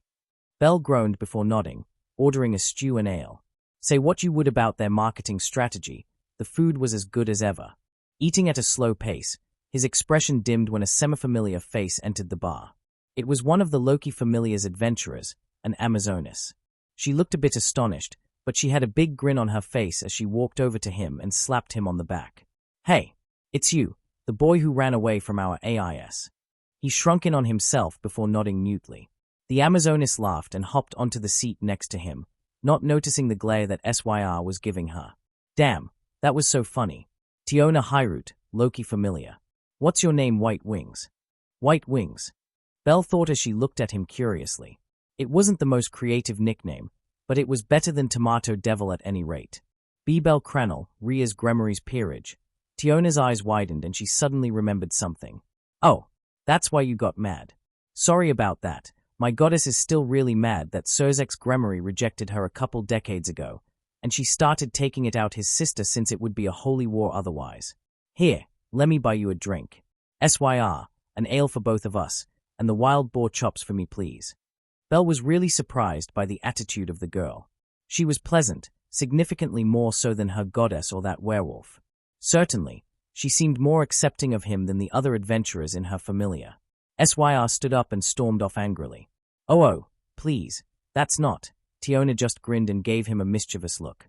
"In exchange, I want to hear what you think about our AIS. Give and take and all that." He nodded in understanding, wondering exactly what her angle was. Well, she was incredible. When she killed that Minotaur, it was like she was the wind itself. I really want to catch up to her one day. The girl hummed curiously before giving him an encouraging nod. Then keep at it. Anybody that can get her to pout is special. Anyways, what's it like in a peerage? I only know a little, and it ain't like most peerages host events for the lower classes. Granted, neither do the divines, but that's beside the point. Belle gulped before roughly describing what his life as a devil had been like as SYR set down the extra mugs and Tiona's dinner. They chatted for a while longer. Tiona asked questions and Belle answered them. He didn't notice the time passing, and eventually, another figure entered the tavern that Belle recognized as Aquino. She spotted Belle and walked over with a disapproving look. "Belle, it's getting late again. I think Rhea's is going to have me follow you everywhere you go at this point just to make sure you're not dead." "Oh, Hyrute." Tiona looked up at Aquino in surprise before replying with a grin. "Oh, fallen angel. It's been a while. How are you?" Aquino giggled and replied, "I'm fine. I trust Belle has been a perfect gentleman." He pouted at the insinuation as Tiona laughed, slapping his shoulder. "He's pretty cool. So, you've got to head home? I guess I'll see you around then, White Wings. Thanks for keeping me company." He smiled gratefully as he paid for his meal and 2 ales, much to Tiona's chagrin as he left in tow with Aquino. The two walked alone before Aquino said warningly, "Be careful with the Loki familiar, okay, Belle? Koneko has had nothing but bad things to say about them from her time in Rivera." Belle blinked at the news as he replied. Tiona didn't seem too bad, as she even apologized for the other night. Aquino hummed before replying, "If that is true, then keep it to yourselves. I doubt Loki would be too thrilled to learn that one of the Hyrute sisters is friends with her enemy's servants." While disheartening, he didn't exactly have a good opinion of the goddess of mischief and fully believed that there'd be problems if it did come to light. Changing the subject, Belle asked curiously, "I saw some monsters coming up for the Monsterphilia tomorrow." She nodded and replied, "It would be a good idea for you to attend. They bring up monsters from the middle floors and lower, so it would give you an idea of how they are handled." Belle thought it over, imagining what it would be like. Eventually they arrived home and Belle had to endure another lecture from Rhea's before he was allowed to return to his room. As he lay in bed, his thoughts were full of the Monsterphilia, and he found that he was looking forward to the experience more and more. The next day a howling roar rolled over Orario before it was drowned out by the deafening cheers coming from the Colosseum. The city was alight with street stalls and performers as Belle walked through the streets, enjoying the festival atmosphere. Trying to make his way through the crowds, he cast a thought to his mistress, said that she wouldn't be able to enjoy the festival. Rhea's had been contacted by her brother. Apparently it was necessary for her to join him for an event for the supernatural. Aquino had opted to join her, and Belle was never sure what went through Koneko's mind, and so he found himself alone on the day, trying to make his way towards the Colosseum to watch the show. Tamers were adventurers that specialized in dominating monsters rather than outright killing them. It was dangerous, and certainly not for the faint of heart, but it could be done by a handful of people with unique developmental skills. While he wasn't sure if their fighting styles would be applicable, knowing what the monsters did in a fight would be invaluable. Well, that would be the case if he was able to get to the blasted arena. After a few minutes he broke into the courtyard around Babel and sighed in relief when he saw that the thing was nearly deserted. A few members of the Ganesha familia were around, running around with boxes and carrying drunkards that had passed out. Looking into the street that would take him to the arena, he sighed in defeat when he saw that it was even more packed than the last street. It was about time to give up. He doubted he'd be able to get there in time to even watch the later events. Giving up on getting to the building, Bell found his eyes begin drawn to a rout of cats being taken away. He caught sight of familiar uniforms and blinked in surprise when he saw Aina standing there with a clipboard, calling out directions to the drivers. It was a little bit strange seeing her outside of the guild, but she looked professional as always. Sitting down at a fountain, Bell watched the proceedings absent-mindedly before he realized he was being watched. The pink-haired receptionist, Misha if he remembered correctly, had spotted him and talked to Aina for a second before the woman handed over the clipboard and turned towards him. The half-elf walked over, tucking her hair behind her ear as she greeted him. "Bell, surprising to see you here. Couldn't get to the Colosseum." He laughed sheepishly, rubbing the back of his head as he replied. "No, it was jam-packed before I arrived." Sorry, was I being a bother?" Aina shook her head and replied with a grin. "No, but I am your advisor, and Misha is actually doing work so I can take a break. It's been non-stop, every hour brings up another problem to fix." Bell frowned at the news and suddenly offered, Would you like to come and get lunch then?" She looked about ready to decline before her stomach growled, embarrassing her as Bell stood up with a determined expression. Aina sighed and followed him through the streets towards one of the stalls selling a strange dessert, a creep if he read the Korani right, and handed one of them over to Aina who looked down at it in conflict. "I am not sure, Bell, these stall foods are full of calories." He gave her a small smile as he replied, tapping the side of his nose. "I won't tell if you don't, and from how hard you're working, you deserve it." Aina suddenly blushed as she reflexively pulled her hair back again, very aware of the few loose strands. While she didn't exactly know much about romance, she knew exactly what this would look like to a bystander. Taking a small bite from the dessert, her eyes widened in delight as the cream melted on her tongue. They walked through the streets, and as they walked past, neither Bell nor Aina noticed a pair of narrowed silver eyes watching them from a canopied balcony. Eventually they found themselves standing in the shadow of the Colosseum as guild staff rushed around. Aina was busy answering questions as Bell stood next to her awkwardly, wondering if it was time for him to leave. Eventually a Hume bunny walked over and asked curiously, "Jewel, who is this boy? I didn't know you had a boyfriend." The half-elf coughed from behind her hand nervously, checking Bell's flustered reaction as she explained. "I don't. This is Bell Cranel, an adventurer I'm advising, and is kindly accompanying me today. You know how some drunkards can act at these events, seeing the receptionists alone." The Hume bunny nodded, giving Bell a small nod as he walked away, hurrying to gossip with the other members of his section. Aina sighed and turned up to Bell with a small smile. "You know, there's a passage into the Colosseum from here, nigh deserted since it isn't opened up to the public. I know you must want to go and watch. Shall I lead you there?" Bell would have been interested if he wasn't thinking about her last comments to that guild worker. "Sorry, but drunkards. What did you mean by that?" Aina sighed and filled in the gaps for the boy. "Some people get drunk, gamble, generally feel like they're on top of the world. The guild receptionist position takes skill, but young women are favored. This breeds a sense of unattainability as we do not usually get romantically involved, and a select few deign us as unique conquests." His face soured and he continued resolutely. Then I won't leave. If a guy like that shows up, you can count on me." For how young and naive he was, Aina couldn't help but smile gratefully at the declaration. "Well then, I'll be in your care today, Bell. Please, follow me." He followed her as she conducted her work, and Bell couldn't help but feel like this is what he'd be doing if he'd been invited to the function Riaz and Aquino were attending. Eventually they walked out into the plaza outside of the Colosseum's main entrance as two large familia were led inside. Aina sighed as a shouting match began and gripped the bridge of her nose before Bell called out, "Please, quickly now. The next event is starting soon." That seemed to prompt the two gods in charge to break up the fight as they hurried inside. Aina blinked and turned to him with a small frown. Bell, there's no events scheduled for half an hour. He looked up at the sky innocently, but eventually a small mischievous smile grew on his lips. I didn't know that. Too bad for them. Aina sighed in mock exasperation as she bemoaned. You're incorrigible, though I can't speak a word against the efficacy of your methods. Bell looked down at her blankly, the large word lost on him. As they were taking a break, a sudden rumbling came from around the plaza. Bell blinked and turned around as people began screaming in terror, and it took all his reflexes to grab Aina and dash out of the path of a raging silverback. Holding her away from the beast, Bell looked up at it in fright as the beast turned towards them and began howling angrily, rushing towards them. He picked her up in a bridal carry as Aina screamed in terror. Bell had never run like this, carrying another person, but he was surprised by just how light Aina was. Thankfully, he was able to evade the rampaging gorilla as they turned into the semi-familiar chaos of Daedalus Street. Turning into an alleyway, Bell was about to set down a blushing Aina before realizing that she was still gripping onto his shirt, buried into the cloth as to block out the world. The sound of the monster was getting closer, and Bell whispered down to her frantically. I'll try and lead it away, so please, let go. Aina looked up at him in shock before whispering in horror. Those things are on floor 11.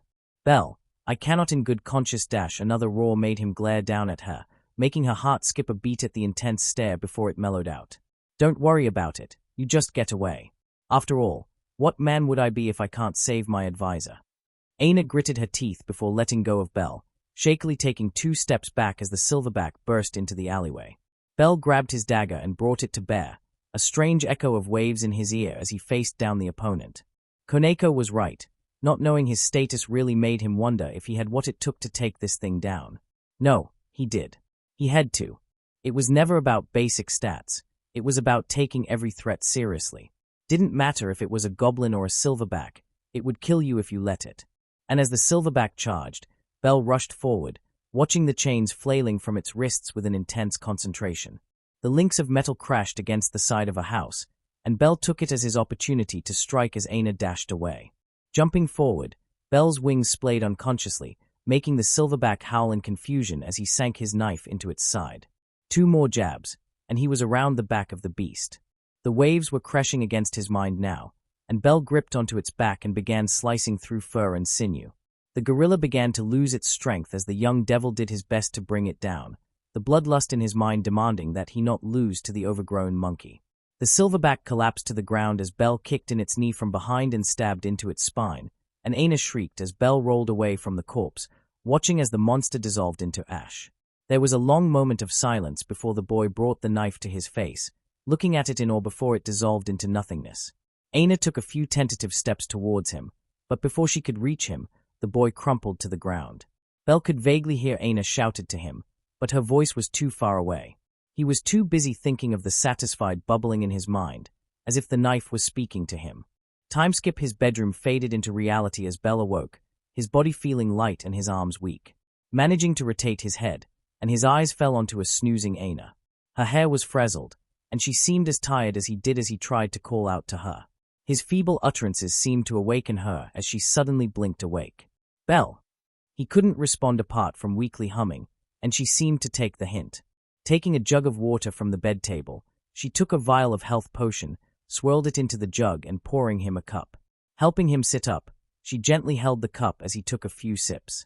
His parched throat immediately began to feel better as he sighed, giving her a grateful smile.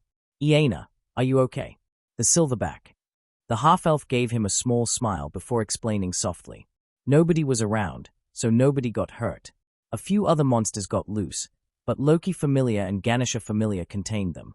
The culprit was never found, and the team members in charge, well, they are being treated. Anyways, nobody saw you kill the silverback, so that's a relief at least. I'll go and get your mistress, she'll want to talk to you. Aina made for the door, but just before she left, she turned away to hide her face. And Bell. He hummed, wondering what she had to say.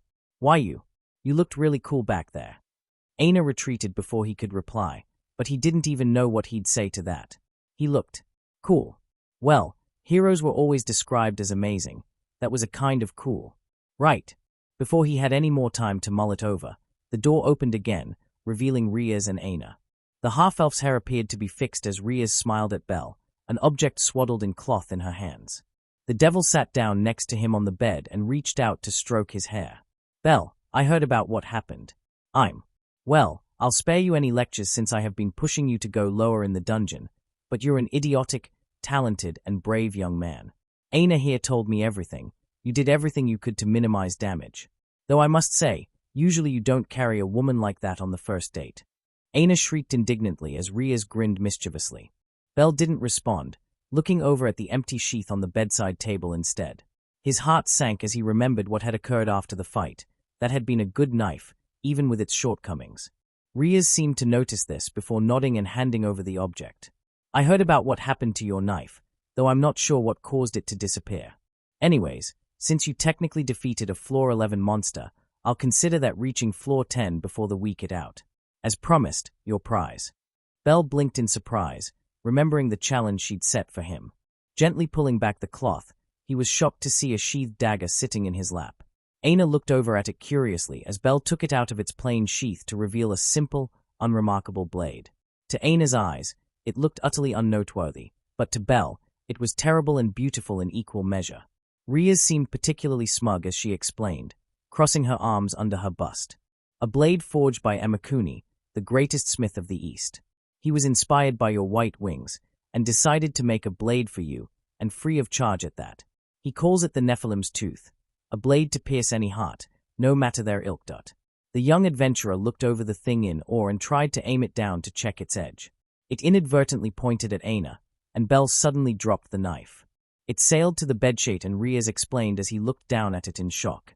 It will never cut those you care for and refuses to do so.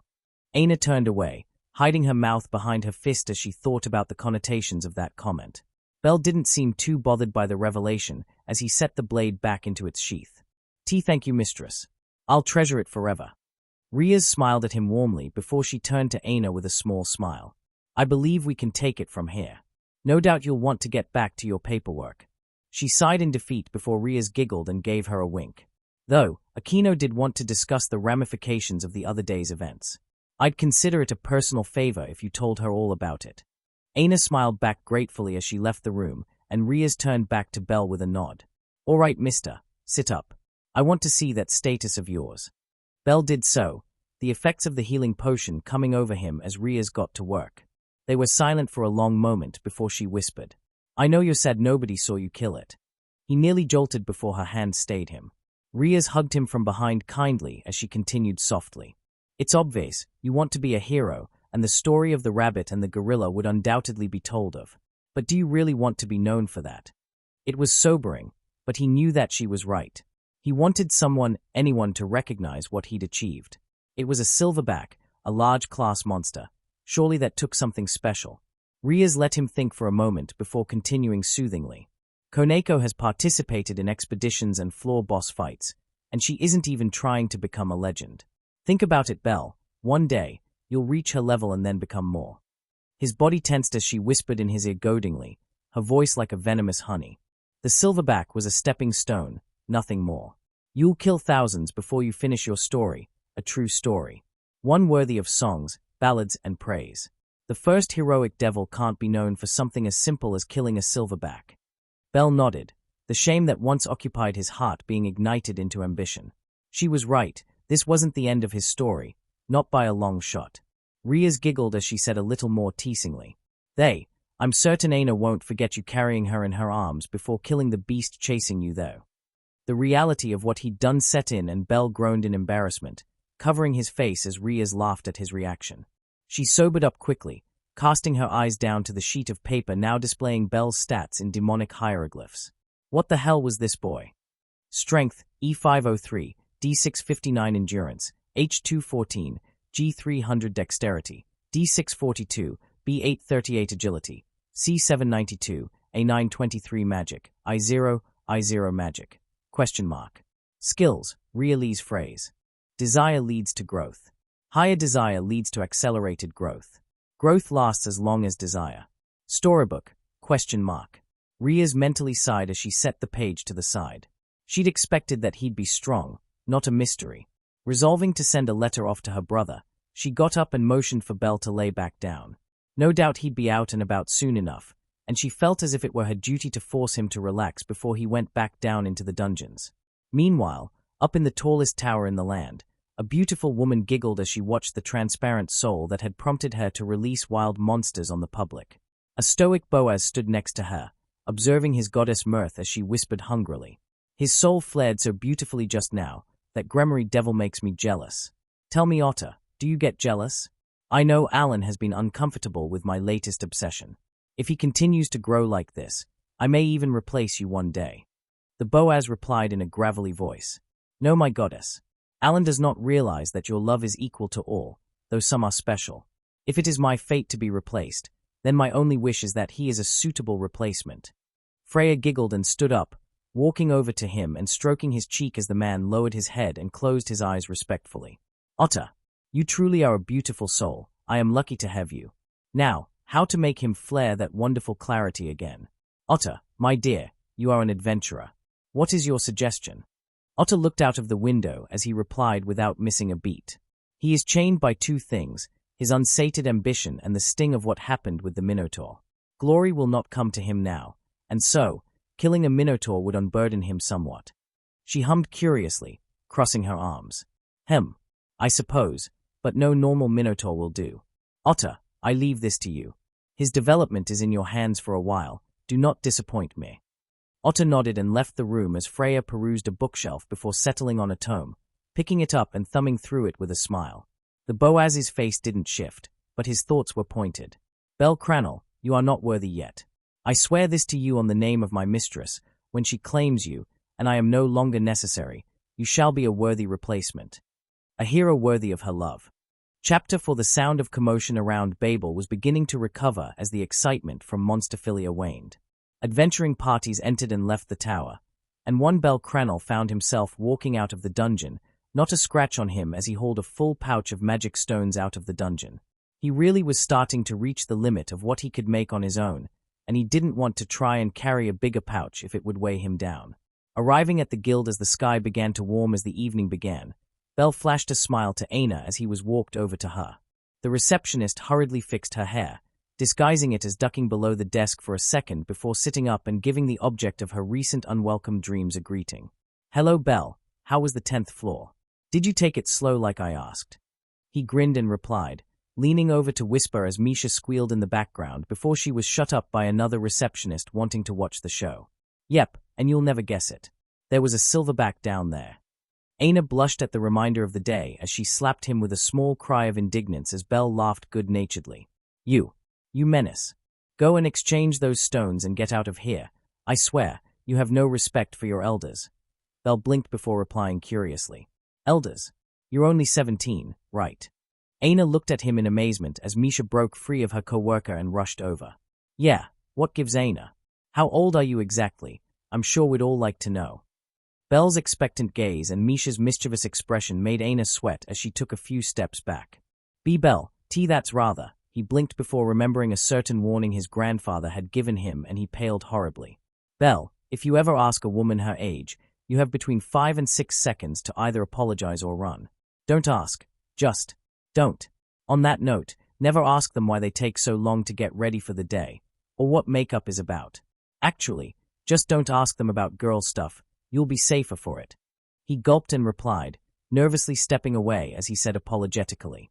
Sorry, Aina. Better get going. Rushing over to the exchange, he gave the clerk his pouch, took his valise and rushed away before Aina could escape from Misha. Stepping into the streets, he began to make his way towards the hostess of fertility before he heard a commotion coming from a side street. Stepping into it curiously, Bel was suddenly barreled into by a small figure. Reflexively, he wrapped his arm around the small person to stop them from being hurt as they hit the ground. Gritting his teeth, he absorbed the blow before taking a look down at the assailant. It was a young prom girl, with almond-colored eyes and a terrified expression. Suddenly another person entered the alleyway, and Bel stood up with the girl as the irate adventurer pointed his blade down at her. Hey, that prom bitch, don't let her go. I'll make you pay.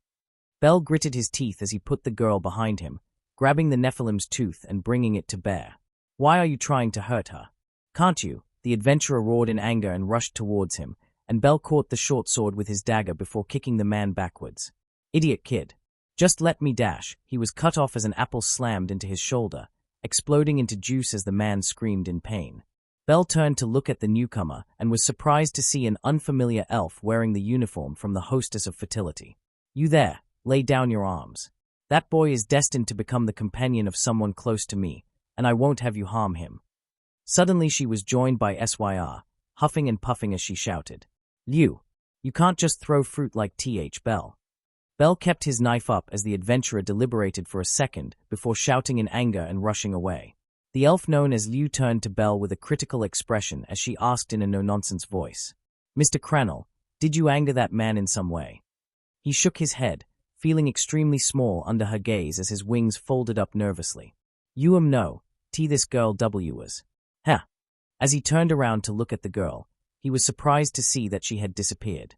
Giving it up as the retreat of a terrified person, he turned back as Syr rushed forward and checked him over. You're not hurt, are you, Belle? He seemed quite angry. He nodded, wondering when she'd be done inspecting him before suddenly feeling a pair of fingers on the ridge of his right wing. He let out an involuntary gasp of pleasure as Syr grinned lecherously. Oh, do you enjoy this? Before she could do it again, his wings spasmed, and she retracted her fingers as Belle looked back with a nervous shuffled. They sensitive. Syr's expression didn't inspire confidence as she pushed him from the back, her hands a little too close to the base of his wings for his liking. Okay, you win. You're coming to the hostess for dinner, right? It's the least you can do after Liu saved you. The elf didn't respond as Belle nodded obediently. Arriving at the tavern, Belle sat down at his usual spot before his eyes suddenly landed on a tome sitting in an alcove in the wall. Syr noticed his expression and explained. Oh, that was left behind by someone. It's been a few days, but nobody's come to claim it yet. Belle looked at it curiously before Syr continued with a worrying smile. If they haven't come back for it, they probably don't want it. It's just a storybook of old heroes after all. His expression turned hungry and Syr sighed and said in mock lamentation. Well, I suppose I could give it to you for a price. I do so much for you. His hand went to his purse quickly before Syr laughed and grabbed the book, passing it over to him with a warm smile. Oh, I'm just having you on, Belle. Here, have it. You're the only one who appreciates my cooking around here. Taking the book from her, Belle set it next to him as he gave her a disbelieving expression. Really? But your food is delicious. I thought you were a cook here or something. Liu didn't meet either of their eyes as Syr looked down in shame. Syr is more suited to waitressing. Though it is good to hear that you can enjoy her food, it will be necessary as her partner she was cut off as Syr yelped and pushed the elf into the kitchens. Evidently, those two had quite a good relationship and Belle couldn't help but chuckle at the interaction. Ordering his meal, Belle watched as more and more adventurers began to pile in. He'd left the dungeon a lot earlier than before the silverback attack, his improved status apparently making his job a lot easier. Still, he didn't forget the lesson he'd learned from his senior's insistence that he didn't know what his status was, and he found that it had helped immensely with the orcs and large-class monsters of the 10th floor. Each one was a clear and present threat, and he found that he was keeping track of multiple at a time. But seeing these adventurers who were a lot more experienced than him, with battle parties and different means of attack, Belle began to seriously wonder if he should get a supporter. Granted it was a novel concept, he'd never even seen another group of devils enter the dungeon in all his time, though that was to be expected. Riaz had explained to him that a lot of higher-class devils lead peerages dedicated to magical studies and diplomatic roles, as many came from high society. Usually for every 100 divinely blessed adventures, there was a single active devil, or that was her best estimation. Resolving to look for one tomorrow, Belle set it out of his mind as he began to eat. At least the commotion surrounding him had subsided, and his meals were usually peaceful as Loki familiar hadn't appeared in a long time. Leaving the tavern, Belle thanked Syr once more as he held his new book in his arms, his dagger stowed away on his hip. Arriving back home, he walked into the main office to see Koneko sitting across from a prom as Riaz and Aquino watched. He was blonde, and Belle thought he seemed a bit familiar as Koneko looked at the man with a snarl. Tuju, I implore you, this will be a worthwhile expedition. I understand you and my familiar have had issues in the past, but your skills will be invaluable. Koneko seemed to be getting more and more agitated as she replied. I don't care, you can handle it yourself. Get out of here, Daimler. The man sighed and stood up, turning to leave before setting his eyes on Belle. His eyes turned mirthful as he greeted him. Ah, the illustrious White Wings. It has been a while. Beat had quite the amount to say about you, no? Finn Dimner, captain of the Loki Familia. Bell gulped, remembering that night vividly. Oh, that's. Finn interrupted him, explaining as Ria's eyes narrowed suspiciously. I was just trying to get Tuju here to sign on for an expedition we're putting together, but it seems as if she's less than willing. Well, shall I send AIS your regards? Rias seemed ready to interject at the underlying comment before Bell replied, bowing to avoid his gaze. Please do. Be best of luck on your expedition, Mr. Dimner. The Prum's eyes widened slightly before a looser smile appeared on his face. Walking past him, Finn patted Bell on the shoulder and said in parting, Likewise, I hope we'll be able to work together in the future. The man left, and Bell let out a breath he didn't know he'd been holding. Koneko was looking over at him with an expression somewhere between anger and curiosity as Rias sighed in relief. That was clumsy, but well done, Bell. The braver. Well, anyways, welcome home. It's nice to see you back before sunset for once. Bell laughed nervously as he took a seat, very aware of Koneko's glare. Eventually the girl in question stood up and stormed out of the room without a word, and Aquino sat next to Bell, patting his shoulder sympathetically as he frowned in concern. She just needs time. Koneko has quite a bit of history with him. Anyways, how was your day? He recounted the events and his concerns about a supporter before he explained about the book in his arms. Ria's expression turned amused as Bell clammed up when it came to the contents. Sorry, Bell, didn't quite catch that. The boy curled in on the book as if to protect it as Aquino leaned over, her expression darkening into a sadistic smile as she cooed. Oh, come on, Bell, you can tell us. I promise, we won't. She was cut off as he suddenly jumped away, hugging the book to his chest as he retreated to his room. Rias and Aquino shared a laugh at the boy's expense as he sat down on his bed, a pout on his face. They were the only books he could read with his grandfather. It wasn't that weird to still like these kinds of stories, right? Opening it, Bell was surprised at just how familiar the book felt. Just turning the pages felt like he was unraveling some epic tale, like his grandfather used to make. And then everything turned gray. Bell looked around in fear as a rolling mist covered the horizons. He was back in his old traveling clothes, and his wings were absent, leaving him as the human he'd grown up as. Nervously he called out into the void. Hello. The voice echoed off unseen walls, but on the third echo, a voice spoke behind Bell, and he spun around to see himself. The grey mist dissipated in a gust of wind, revealing the farm he'd grown up on. What is magic to you? Bell looked around before laying eyes on a young boy, shouting excitedly yet silently up to an old man whose face was shrouded in mist. A strong power. A power that would defeat my weak self. The figure's aura suddenly changed into his devil self, the wings he'd heard so much about extending out to the point where the boy in the middle seemed small. What does magic take the form of? Suddenly the farm was alight in fire, an all-consuming inferno. It's fire, a fire to burn away obstacles in my path. The figure nodded and suddenly the flames were snuffed out, leaving them in a black void. And what do you seek from magic? Suddenly his mind was drawn to the strongest adventurer he'd ever seen in action, AIS Wallenstein. Her graceful dispatching of the Minotaur, the flash of silver as she killed it and slashed the blood from her blade as if it were nothing. To reach her, to become an adventurer like her. A gavel sounded 3 times through the void before the other Bell grinned and smiled impishly. Is that all? Suddenly the world turned into Daedalus Street, the alleyway where he'd killed the silverback specifically. Aina was there, looking at him with awe in her eyes. The knife that had disappeared. It felt real in his hands. To become a cool hero, a hero that can save anyone. The other Bell laughed, the voice echoing as the world began to dissolve. Well then, I suppose we really are a naive little boy. Bell smiled ruefully. He knew it in his heart of hearts that he was living a fantasy, but that didn't seem to bother him anymore. Yeah, I guess we are. But that's okay. Suddenly Bell gasped as he awakened, the feeling of someone shaking his shoulder bringing him out of his trance. Rias was staring down at him in fear as she shouted, Bell, you're awake, thank goodness. What in the name of the 9 hells? Are you okay? Bell suddenly clenched the book in his hands, and Rias looked down at the reaction to see the book. Its pages were blank, and her eyes widened. Bell, was that a grimoire? He blinked in confusion as his grip loosened, allowing her to take it from his fingers. Rias stood up from where she'd been kneeling in front of him and began to flip through the book. Her expression suddenly turned worried as she sat down next to him. Bell, who was it that gave you this? He replied, wondering what a grimoire was. It was SYR Flover from the Hostess of Fertility. As she told me there were hero stories in it.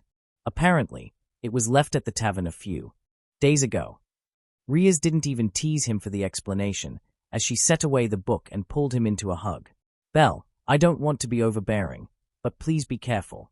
My intuition is telling me something's going on. But, sigh. All right, let's do a stat up. She shook her head and let him go. She went about the stat up, and her brow twitched as she saw the effects of the grimoire. Belle, well, I'm sure Koneko won't mind you seeing one part of your stats. He was shocked when she tore off a piece of paper and passed it to him. Belle's eyes scanned over the words before he suddenly realized exactly what it was saying. Magic. Riaz giggled at his amazed expression and explained. Grimoires can grant magic to someone, or rather, manifest magic from within you. From what the status claims, it's a fast chance spell, so try not to say its name without getting a feel for casting it. Belle moved to run out of the room before falling to the ground as Riaz gripped the back of his shirt. Not so fast, hotshot. You've done enough today. You're sleeping, and I'm making sure of it. He pouted and Riaz had to suppress the urge to pat his hair as she patted the side of the bed, laying down as she burned up the rest of the status in her hand. Belle blinked before Riaz giggled and explained. Come on, I'm not budging. It's not that weird. Aquino and I used to nap together all the time. Well, that was a relief. Kind of. Laying down, Belle realized just how stiff his muscles felt before Riaz began to snore. It was weird, but he felt oddly at peace as he looked over at his mistress' snoring face.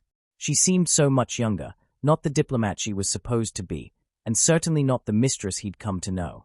Eventually he found himself falling asleep, wondering just how she came to be.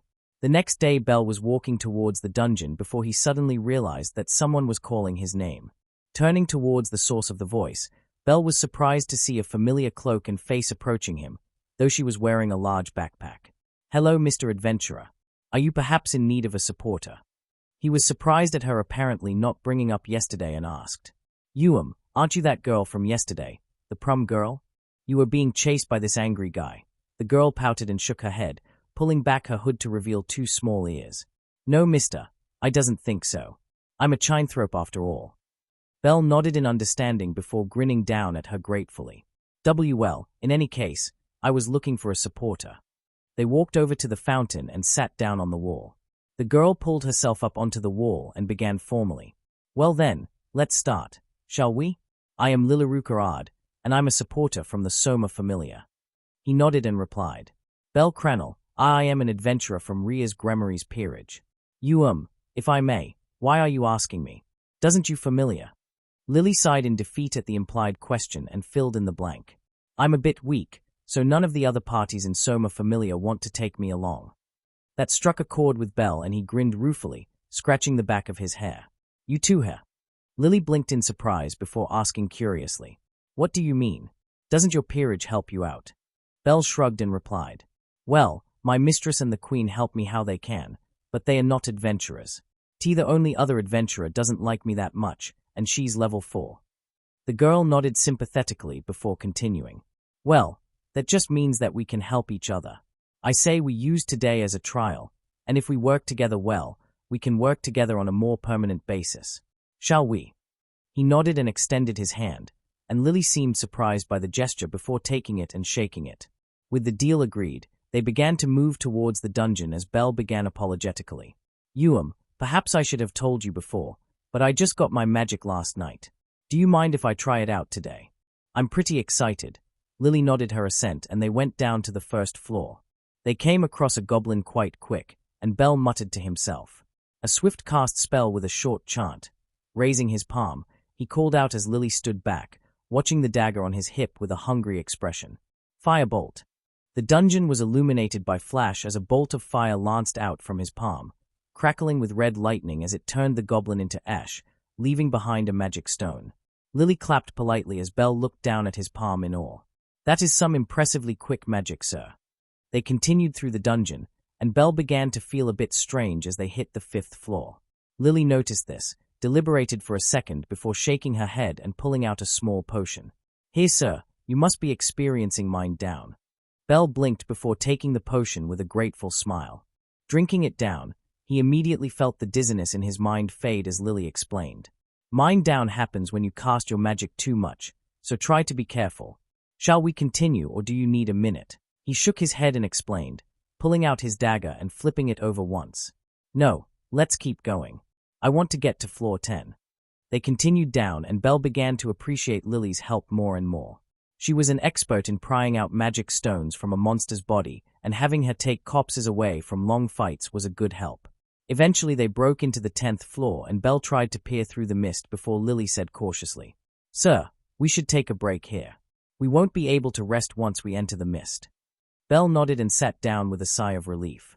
Lily daintily took her seat next to him as he pulled out his lunch. She noticed this and said curiously, "Does Sir have a girlfriend?" He sputtered nervously, trying not to drop the package as he shouted back nervously, "And no. This is from my friend Syr as she makes me lunch so that I eat at the tavern she works at." Lily wondered just how dense her target was as he opened up the napkin and almost immediately gagged. "Are you sure she isn't trying to poison you?" Belle blinked in curiosity as he popped one of the cubes of salted meat into his mouth. Why would you say that? Also, just call me Belle." She sighed in defeat before explaining herself, taking out a small roll of bread from her backpack. "I'm a supporter, and some adventurers feel like we're not too important in a battle party. Truth be told, we don't help in combat that much and just carry the loot, so we're seen as pack horses. A lot of them demand respect, and it would be hard for me to find work if I don't show it." His expression soured and he muttered, "They sound horrible. Well, if it makes you more comfortable. But I really like having you in my party, Lily, so just call me whatever you feel like." That sent her for a loop. Usually after a new adventurer heard that, they reveled in the authority they now held over supporters. Ignoring the small unsettling in her stomach as a product of his unique lunch, Lily ate up her food before standing up and dusting her off. "Well then, Mr. Bell, shall we?" They got to work, and Belle really began to see the value in Lily's help as she called out approaching monsters from the fog. The Nephilim's tooth dispatched even the large orcs with ease, and in short order, Belle was taking a knee as Lily got to work picking up the stones. Eventually she was done and walked back over to him with a wide smile. "We've had a good haul today, Mr. Bell. Shall we get going?" He blinked in surprise, standing up as he stretched out his arm. I can keep going if you can." Lily was really surprised now. She'd just seen speed which could rival a level 2, surely, he must be exhausted by now. Whatever, it wasn't as if she wasn't going to make her cash, and if he exhausted himself then she'd be able to loot him and see if he still had that knife she'd seen him present to bomb. "Okay, if you're sure, Mr. Bell." Well, that would have been the case if she wasn't the one who was exhausted at the end of it. Bell was breathing heavily sure, but he just flicked the blood off his knife as he turned back to Lily with a smile, wiping the sweat from his brow. "I think that's all I've got for today, Lily. Sorry." She gave him a deadpan look before sighing and nodding, wondering exactly what the hell this boy was. When they left the dungeon, Bell balked when he saw the sun dip below the horizon, and he sighed in defeat. "Sorry, Lily. I thought we'd gotten back in time." Lily nodded in understanding before she offered, testing the limits of just how trusting this boy was.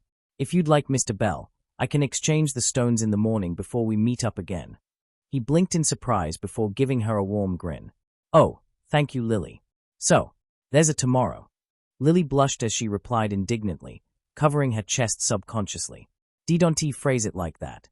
And yes, if Mr. Bell will have me." Bell was too excited to apologize for the subtext he didn't understand as he bade her goodbye and rushed off. She sighed and made her way towards her hideout, sitting down in the dark room as she counted out the magic stones with a greedy expression. This would fetch a good price, and the drop items he didn't know about, she'd be bringing home what she'd normally be paid in a week. The next day Lily's eyes twitched as a large sack of Valis was set in front of her as Bell's eyes shined excitedly down at his own.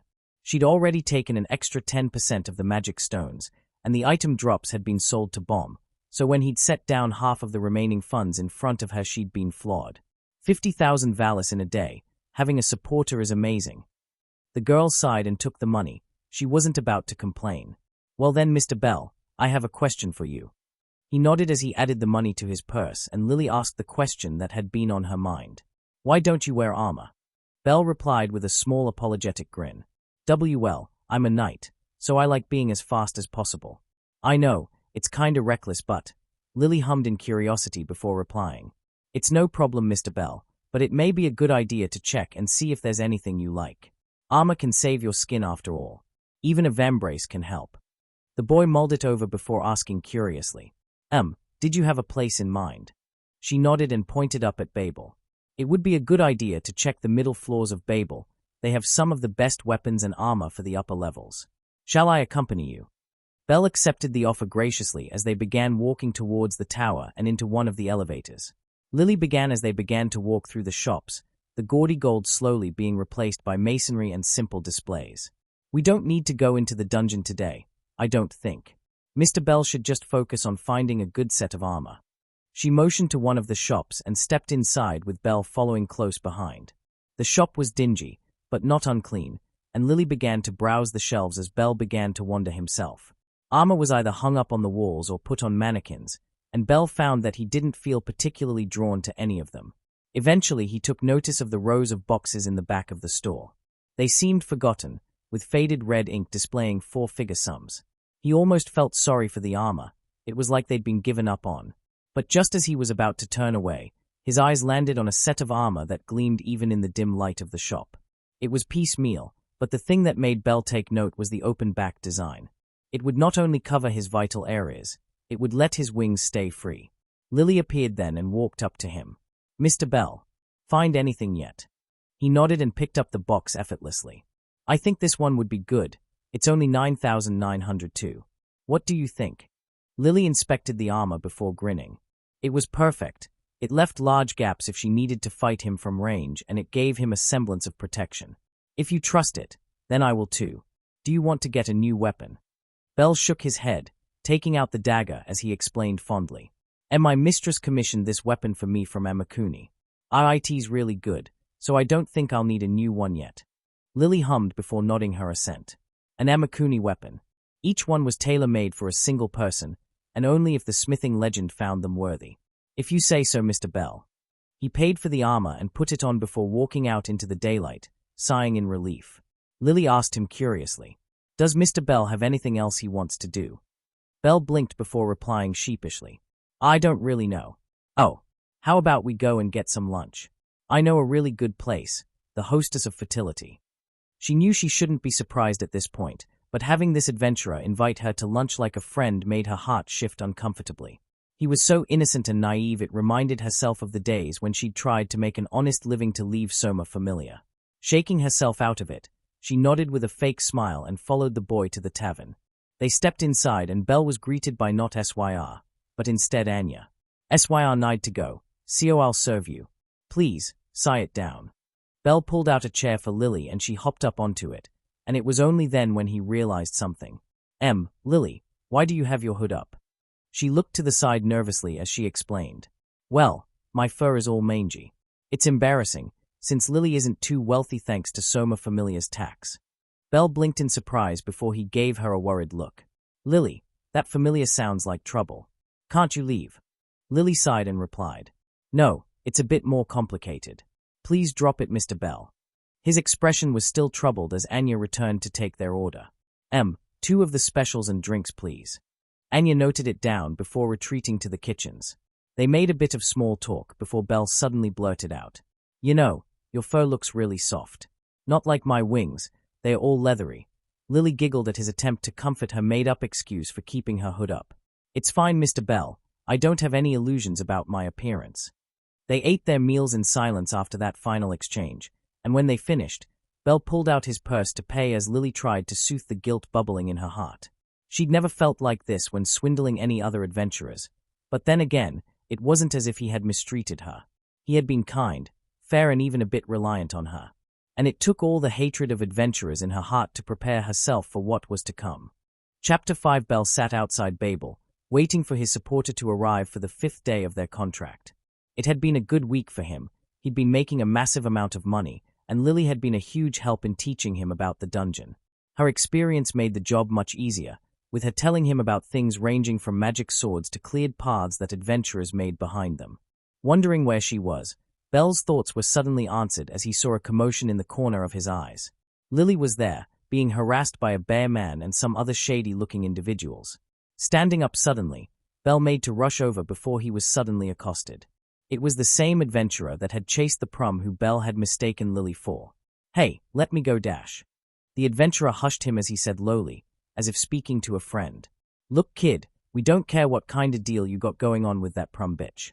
Here's the deal, you lead her to me in the dungeon, I'll handle her, we split the loot. Won't even need to get your hands dirty." Belle's shoulders tensed before he growled back angrily. "Let me go." The adventurer did so with an annoyed grunt, walking away with a final parting shot. "Fine, we'll just go through you two." Belle turned back to where Lily was being harassed only to see the girl walking towards him. She looked a bit worse for wear, though he wasn't sure what the smile on her face meant. "Lily, what was going on over there?" She just sighed and nodded. "Just familiar business, nothing to worry yourself about, Mr. Bell. Now, I have a proposition for you today." He motioned for her to go ahead as they started for the dungeon. "Well, truth be told, they're increasing the tax in the familiar. I was wondering if we could stay a bit longer tonight." Bell blinked in surprise before nodding his assent. Lily had said that he stayed in the dungeon a lot longer than she'd been used to, and if she wanted to stay even longer then it must be a bad situation. They made their way through the easier floors as Lily tried to calm herself. Her little crossbow had been loaded, and the things she needed to make her get away were in place. Now she just needed to prepare herself for the act of treachery she was about to commit. He had been such a nice change of pace. Lily honestly hated that it had to come to an end. But she'd seen him talking to that adventurer and then getting angry. There was no way that the kind-hearted Belle would get that angry over a comment from a stranger, but treachery would do it. He was probably getting ready to get rid of her in any case. It was time to make her get away. Now if only she could get her heart to agree. Watching as Belle did his best to take down the monsters on the 10th floor, Lily took the opportunity to throw down the monster lures she'd prepared. Even Belle's prodigal endurance was struggling to keep up with the volume of monsters appearing, and Lily took a shuddering breath before she did what she'd been dreading all day. Raising her little crossbow, she checked to make sure that the special sticking bolt was in good working order before she shot it out at the Nephilim's tooth. It hit true, and she yanked it from Belle's hands as the boy jumped back. He looked over at her with horrified, questioning eyes, and Lily gulped down her regret as she called out, "Good luck, Mr. Bell. I sincerely hope you make it out alive. Don't come looking for me." He wasn't able to respond as another group of orcs appeared. Lily began to run through the path he'd carved for her, and she gripped the knife to her chest as if trying to apologize to it. Even as she gripped it as hard as she could, it wouldn't cut her hand, not that she noticed. She was useless, the frail little, useless Lily that she'd always known herself to be. She let others do the work, and she took a cut of the profits. She could even do it to the kind, sweet Belle who'd paid for her food and gave her such good rates. If only she could be a better, kinder, more able person like him. So caught up in her regret was she that she didn't notice a foot sticking out from behind a corridor. She stumbled to the ground as she tripped over it, and she looked up in fear to see a familiar face, the adventurer who had told Belle about her true self, the weak, greedy Lily. Well, what do we have here?" Lily tried to scramble away, but he kicked her in the chest, sending the girl sprawling. "I've been waiting for you, Ard, you piece of shit. Where's that adventurer? Ditch him. Maybe the kid'll finally see reason when he's dead thanks to you." The realization hurt more than the kick ever could have. The man took a perverse glee in her expression. "That kid, the White Wings, he was just as pathetic as you, acting like a tough guy. What, sell your body to him? Even refused to help me out with this little errand, his loss." Lily coughed up a smidgen of blood as the boot found her stomach. The adventurer began to rummage through her backpack as Lily tried to hide Belle's dagger at her stomach. Eventually he pulled out the magic sword she kept for emergencies and smiled greedily. "Oh ho ho, now what do we have here? Quite the piece." Suddenly the bear man from the morning appeared, her serial tormentor, walking into the room as the adventurer said to him with an easygoing smile, "Hey Canoe, caught the piece of shit. Check this out, bitch had a magic sword." Canoe chuckled and replied as two other people appeared, carrying the top halves of killer ants on their shoulders as the adventurer chuckled. "Why, now that is interesting, Jed. Now, drop it." The bear man's expression darkened as Jed realized the threat. His expression soured and he roared in frustration, throwing the magic sword to the side as he began to run away. Canoe chuckled darkly as he walked forward to pick up the sword, testing the weight on his hand. Lily didn't particularly care about it though. All she cared about was keeping the dagger safe. If she could survive this, all she needed was this blade. She could sell it to Bomb, and she'd finally have the money to run away from Soma Familia. Belle would set her free, just like before, even from the afterlife. Now Lilaruka, what have we said about lying to your elders? She nodded mutely and Canu picked her up, looked at the knife in disgust before wrenching it from her grip. He looked at it bemusedly as he said deridingly, "What is this piece of shit dagger?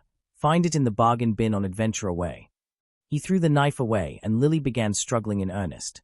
Canu chuckled and said, "Now, I'm not an unreasonable man. You give me what I'm looking for, I'll let you have that knife." Lily shakily went to her neck and pulled out a key on a necklace. It leads to a lockbox held by Bomb Cromwell. It has gnome jewels. Please, just let me have the Ni dash. Canu ripped the key from her neck and laughed at her as killer ants began to swarm into the room. "Why, thank you very much, Lilaruka. Here, have your precious knife back." He threw her over to where the knife had bounced into a trench. Killer ants began to crowd around her as Lily gently tried to reach out towards the blade and gripped it tightly. This was it. This was where she died. A part of her was glad, after all, the weak, useless, greedy Lily would die tonight. Maybe in her next life, she'd become someone worthy of standing next to the adventurer who had shown her such kindness. Holding the knife to her chest, she began to shake as the sound of chattering mandibles began to approach. This was it. Time to die. Firebolt. A crackling heat passed over her, and Lily's eyes opened wide as a familiar voice roared. The sound of boots hitting the ground next to her made her look up, and Lily gasped when she saw Bell standing over her, his eyes locked onto the swarm of killer ants. He looked terrible, his wings were torn and he looked about ready to keel over. "Mr. Bell." He looked down at her with a small grin before asking, "Lily, can I borrow that for a second?" She shakily handed the knife up to him, and Bell turned back to the ants with a deadly expression on his face. Without another word, he began to slash through the swarm. He looked like a true devil, and Lily couldn't help but be awed by his speed. He was a blur of white and silver, and with a final clumsy stab, he dispatched the final killer ant. There was a long moment of silence before he turned back to her with a small smile. "Hey, Lily." He collapsed to his knees and Lily found herself moving before she realized it. She kneeled in front of him and Bell gave her a shaky smile. "Mr. Bell. Why? Why would you help me?" He looked genuinely confused as Lily ranted, gripping onto his tattered shirt as she began to tear up. "I betrayed you. I left you defenseless, just because I wanted your knife. I took money, more than the 50 that I didn't deserve. It was 60-40, sometimes 70-30. Why did you save me? I'm the weak, useless, greedy Lily." Belle blinked as she confessed her sins to him, and when she was done, Belle gave the crying girl a small smile. "Lily, can I tell you something?" She looked up at him with a teary expression and Belle began softly, pulling her in for a light hug as his wings surrounded her. "I'm an idiot, I'm naive, and I still enjoy hero stories at my age. But most of all, I'm greedy too." Lily was confused. He was greedy? What was he talking about? He was the most generous person she'd ever met. He noticed her expression and he replied quietly, and Lily felt as if she were the most treasured girl on Gukai as he weepread. "I saved you. Because I want you, Lily. I want you in my life. You've helped me so much. And I don't want you gone. I want this Lily to stay with me, and I don't want her to leave, ever. I want to eat and drink good food with you. I want to become a hero with you." She processed that for a second before letting her head fall forward and snuggling into the crook of his neck. His body was so warm, and she was so exhausted that she didn't care about the state they were in.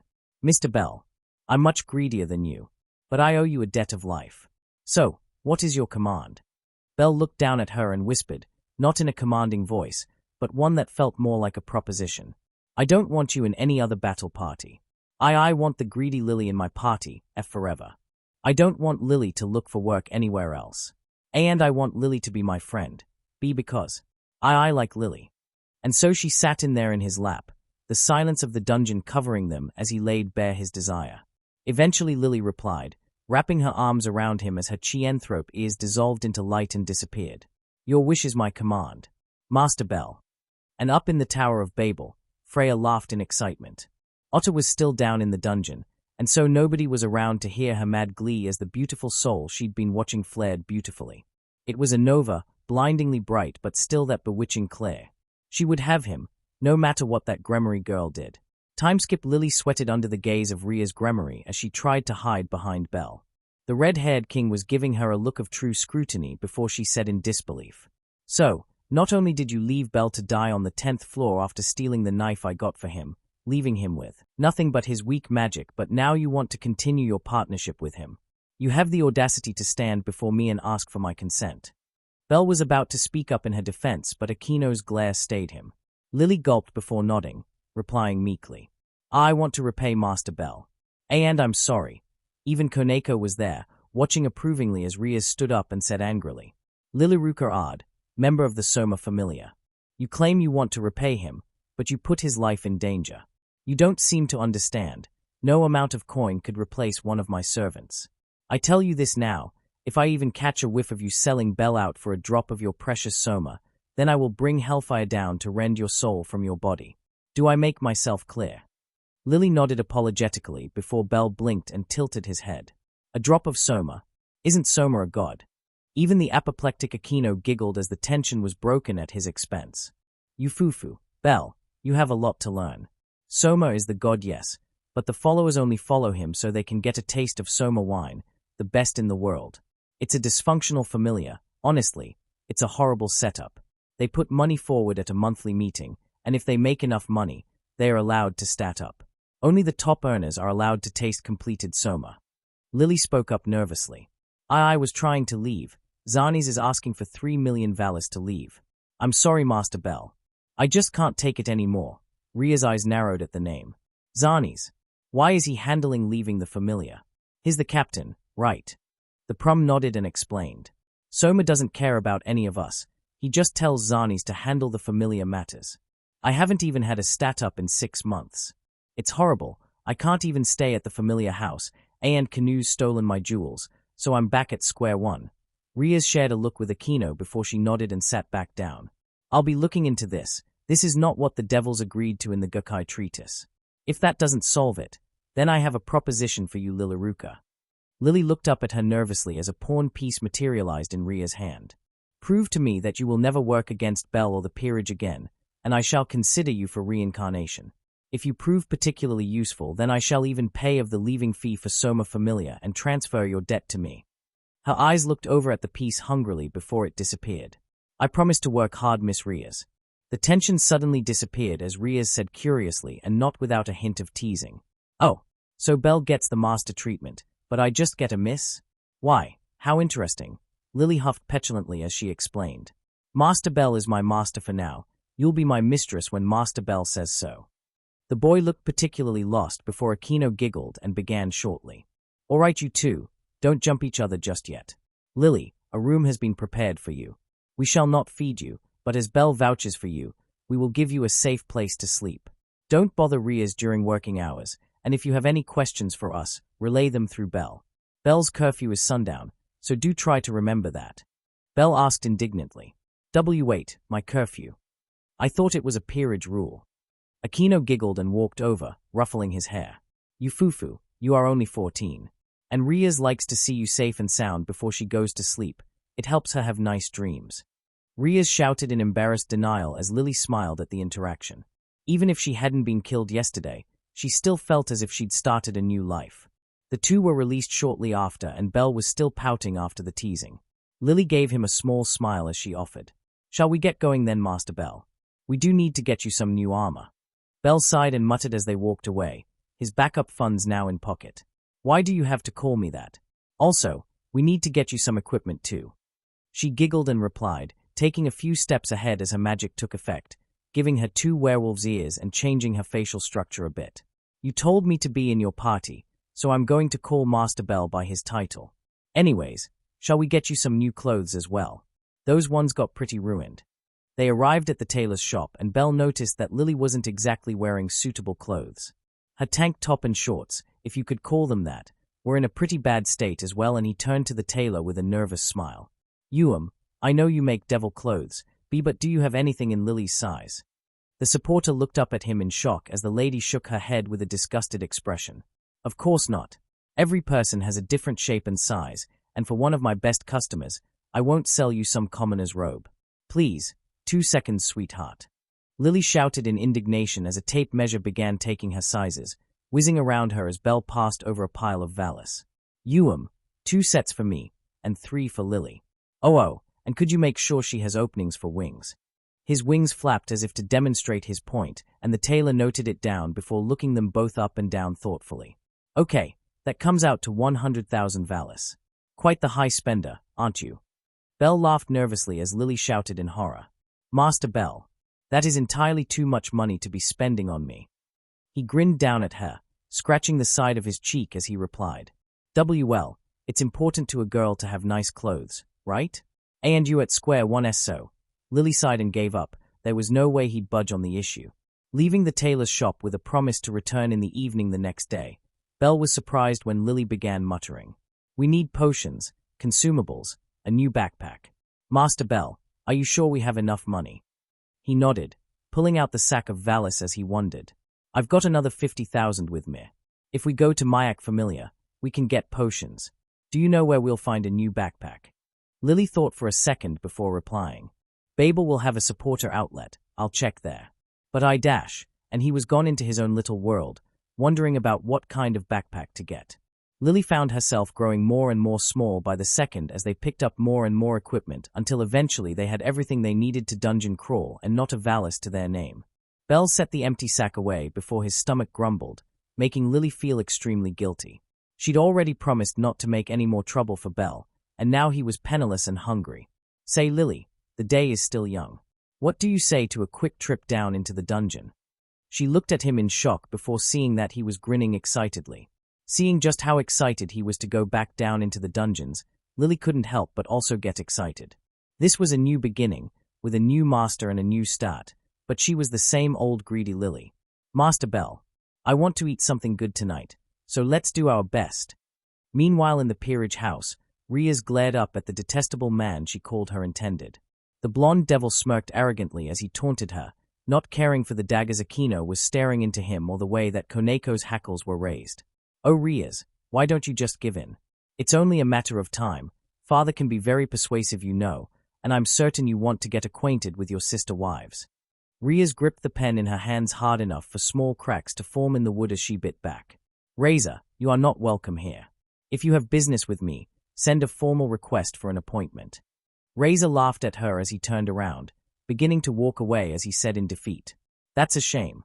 I hear you had a new servant as well, a mere boy. Don't try and get out using him. It's unsightly for a woman of your standard to send a child into war after all. Though I suppose he would be a good present for my sister. She could use a butler. Ria's heart stopped as Razor left the room, and a few long minutes passed before she cradled her head in her hand and let out a shuddering sigh as Aquino put her hand on her shoulder comfortingly. Koneko stood up and muttered angrily, I'm going back down.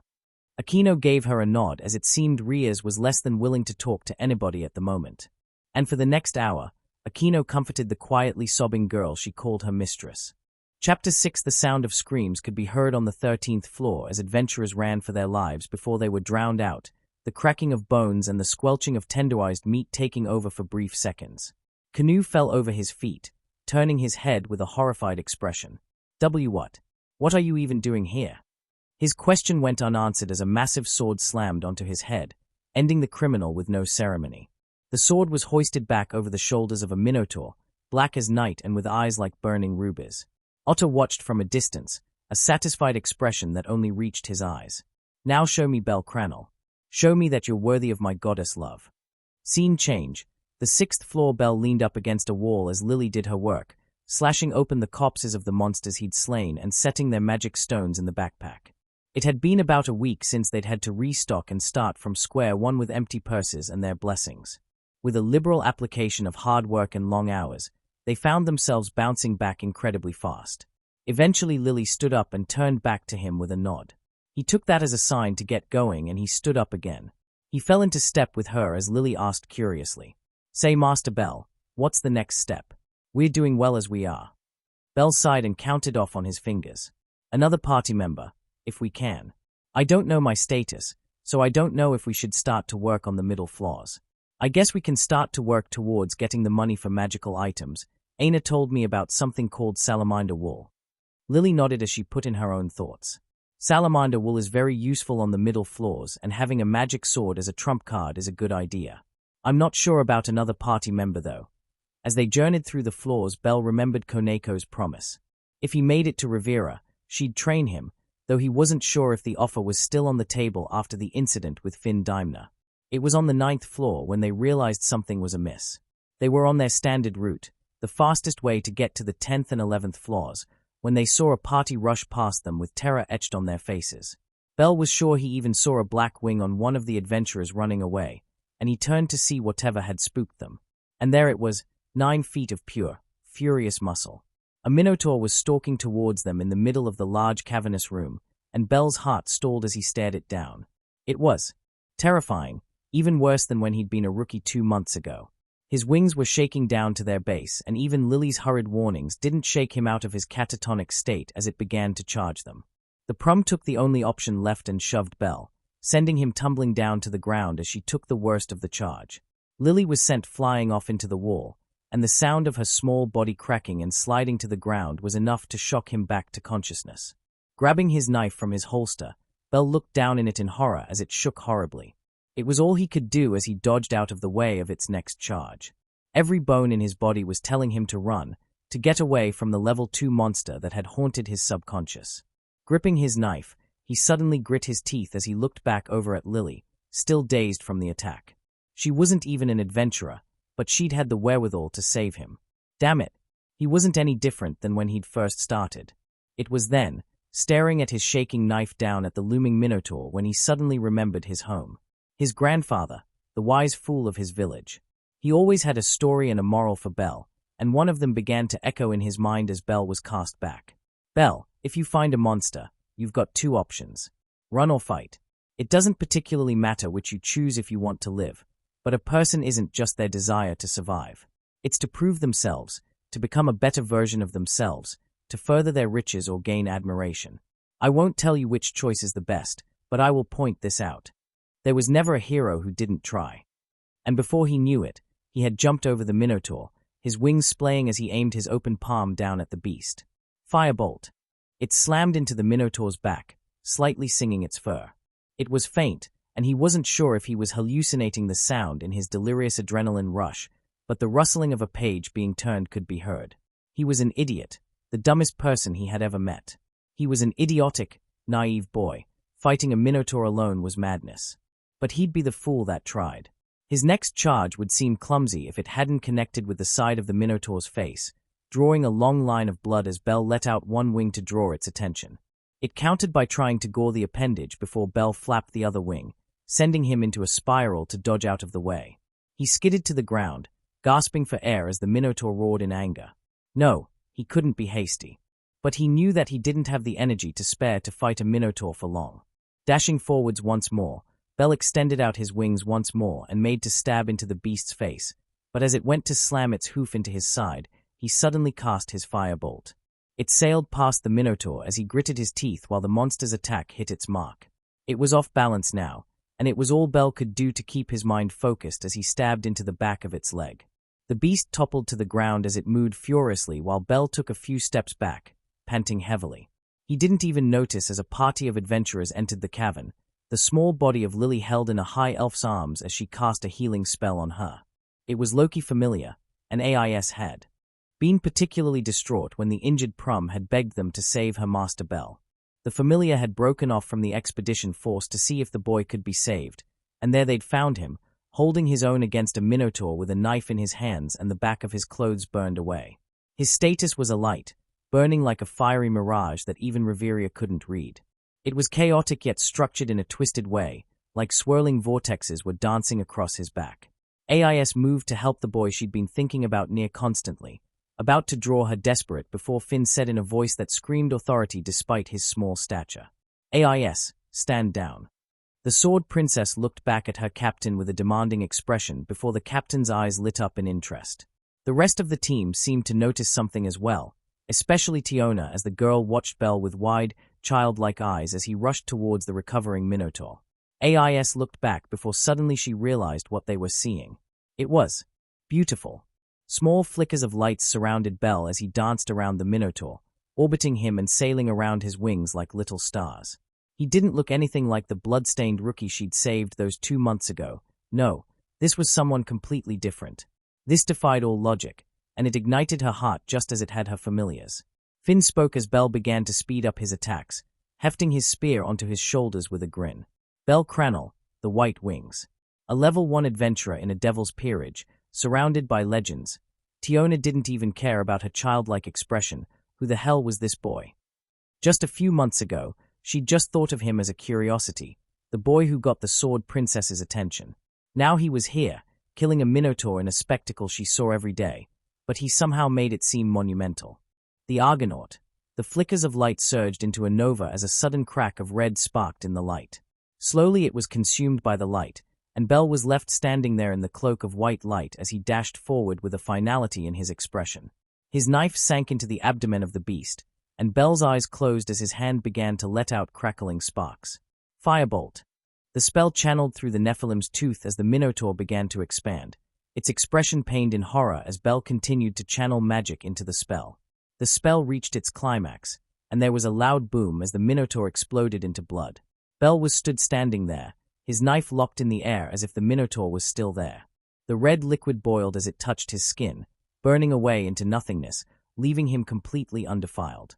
Lily had been watching from the safety of Loki Familiar, but she began to rush towards him before her voice caught up with her, struggling out of the elf's arms. AIS also rushed over as Reveria joined them. Beat was just standing there, his eyes locked onto the boy as his tail began to wag excitedly. Tiona didn't even bother to tease him on it as she knew that if she had a tail, it would be doing the exact same thing. Reveria lifted Bell's chin and found herself captivated by his eyes. Even though they were dull and catatonic, these were the same eyes that had flashed with such determination as he'd done an impossibility.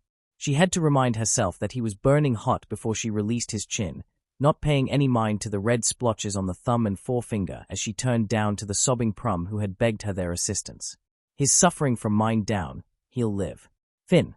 The man walked over and stared at Bell, his thumb throbbing as he said, "Give him a basic mind potion and get him conscious. I'm sure you two will want to return before the path we've cleared is repopulated." Lily looked up at him with a teary smile. Thank you." Finn smiled down at her as he turned to AIS, who was staring at Bell in awe. He just sighed and let the girl have her look. This was the most expressive she'd been since she'd been a child. Even after a mind potion, Bell was still catatonic as Lily led his shambling form out of the dungeons. She couldn't be more grateful for the appearance of an adventurer as she had been when she'd found the Loki Familiar, but after seeing what Bell could do, well, it wasn't as if she could be surprised at this point. Bell's armor was ruined from the fight, and he looked like he'd been through hell as they walked through Orario. The sun was still high in the sky when they arrived at the peerage's house and walked inside. Aquino popped her head out of the kitchen door and asked, "Oh, Lily, Bell. What brings you back so wait, what happened?" The Prum girl looked up at Bell with a sad expression as she replied, "His experiencing mind down, but he's had a potion so." Aquino nodded, walking over to cup Bell's cheek. "I'm familiar. He needs to sleep before he can do anything more than eat or walk. Here, allow me. Bell. Let's go to your bedroom, okay?" He nodded dully and the two girls escorted him back to his room and Aquino helped take off his clothes, leaving him only in his undergarments.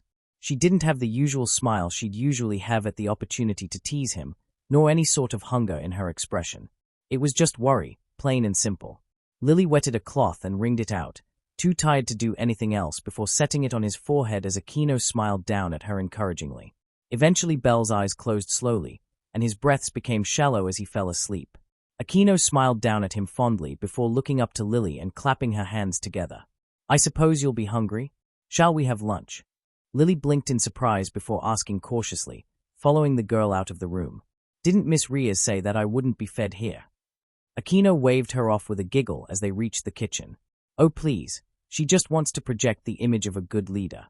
Koneko is in Rivera for now, so we don't have to worry about her telling Riaz. Now, how about you tell me what happened down there?" Lily sat down and recounted everything from when the Minotaur had appeared to Bell's victory. Aquino's eyes narrowed imperceptibly at the mention of the high elf who had healed them before nodding and muttering, "It's possible that he killed it, you never know with mutation pieces, but it's still incredible. And here I thought he was still that boy from 2 months ago, saving Ria's familiar." The Prum blinked before asking curiously, "He saved a familiar? Aren't they dungeon monsters that have been bound with demonic power?"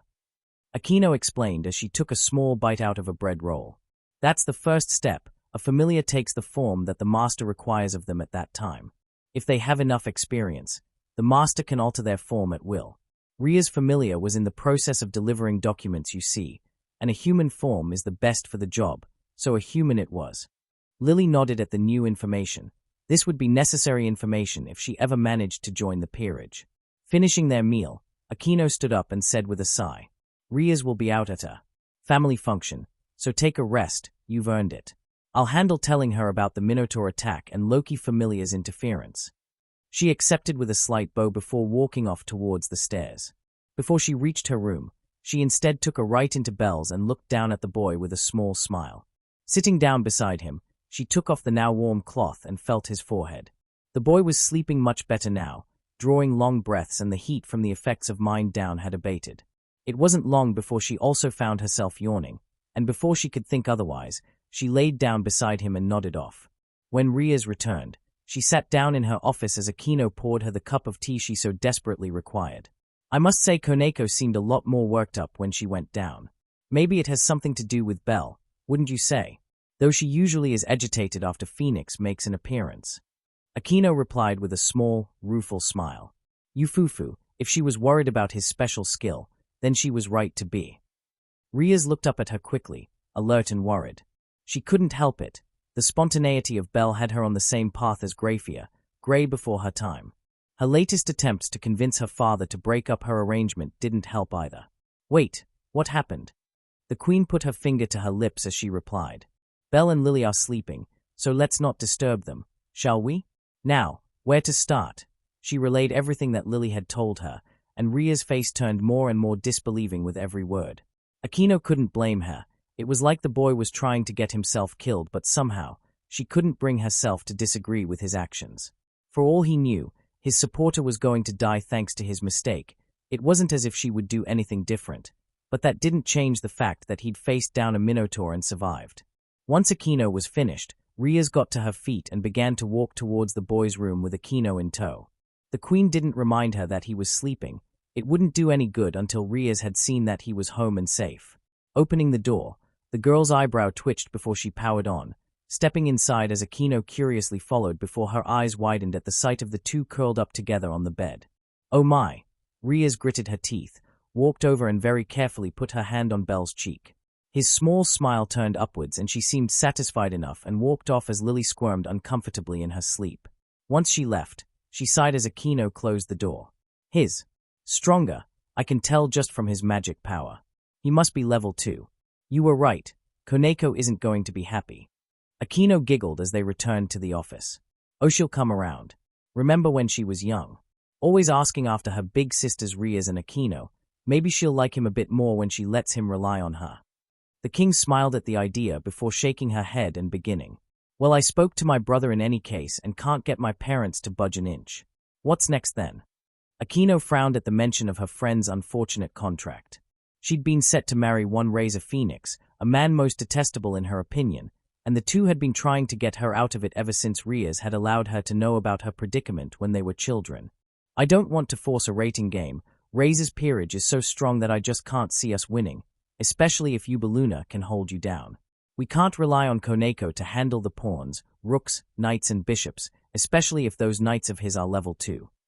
That was when Aquino had a sudden burst of inspiration. Say Riaz, if we needed to delay a rating game, how long could we hope to do it?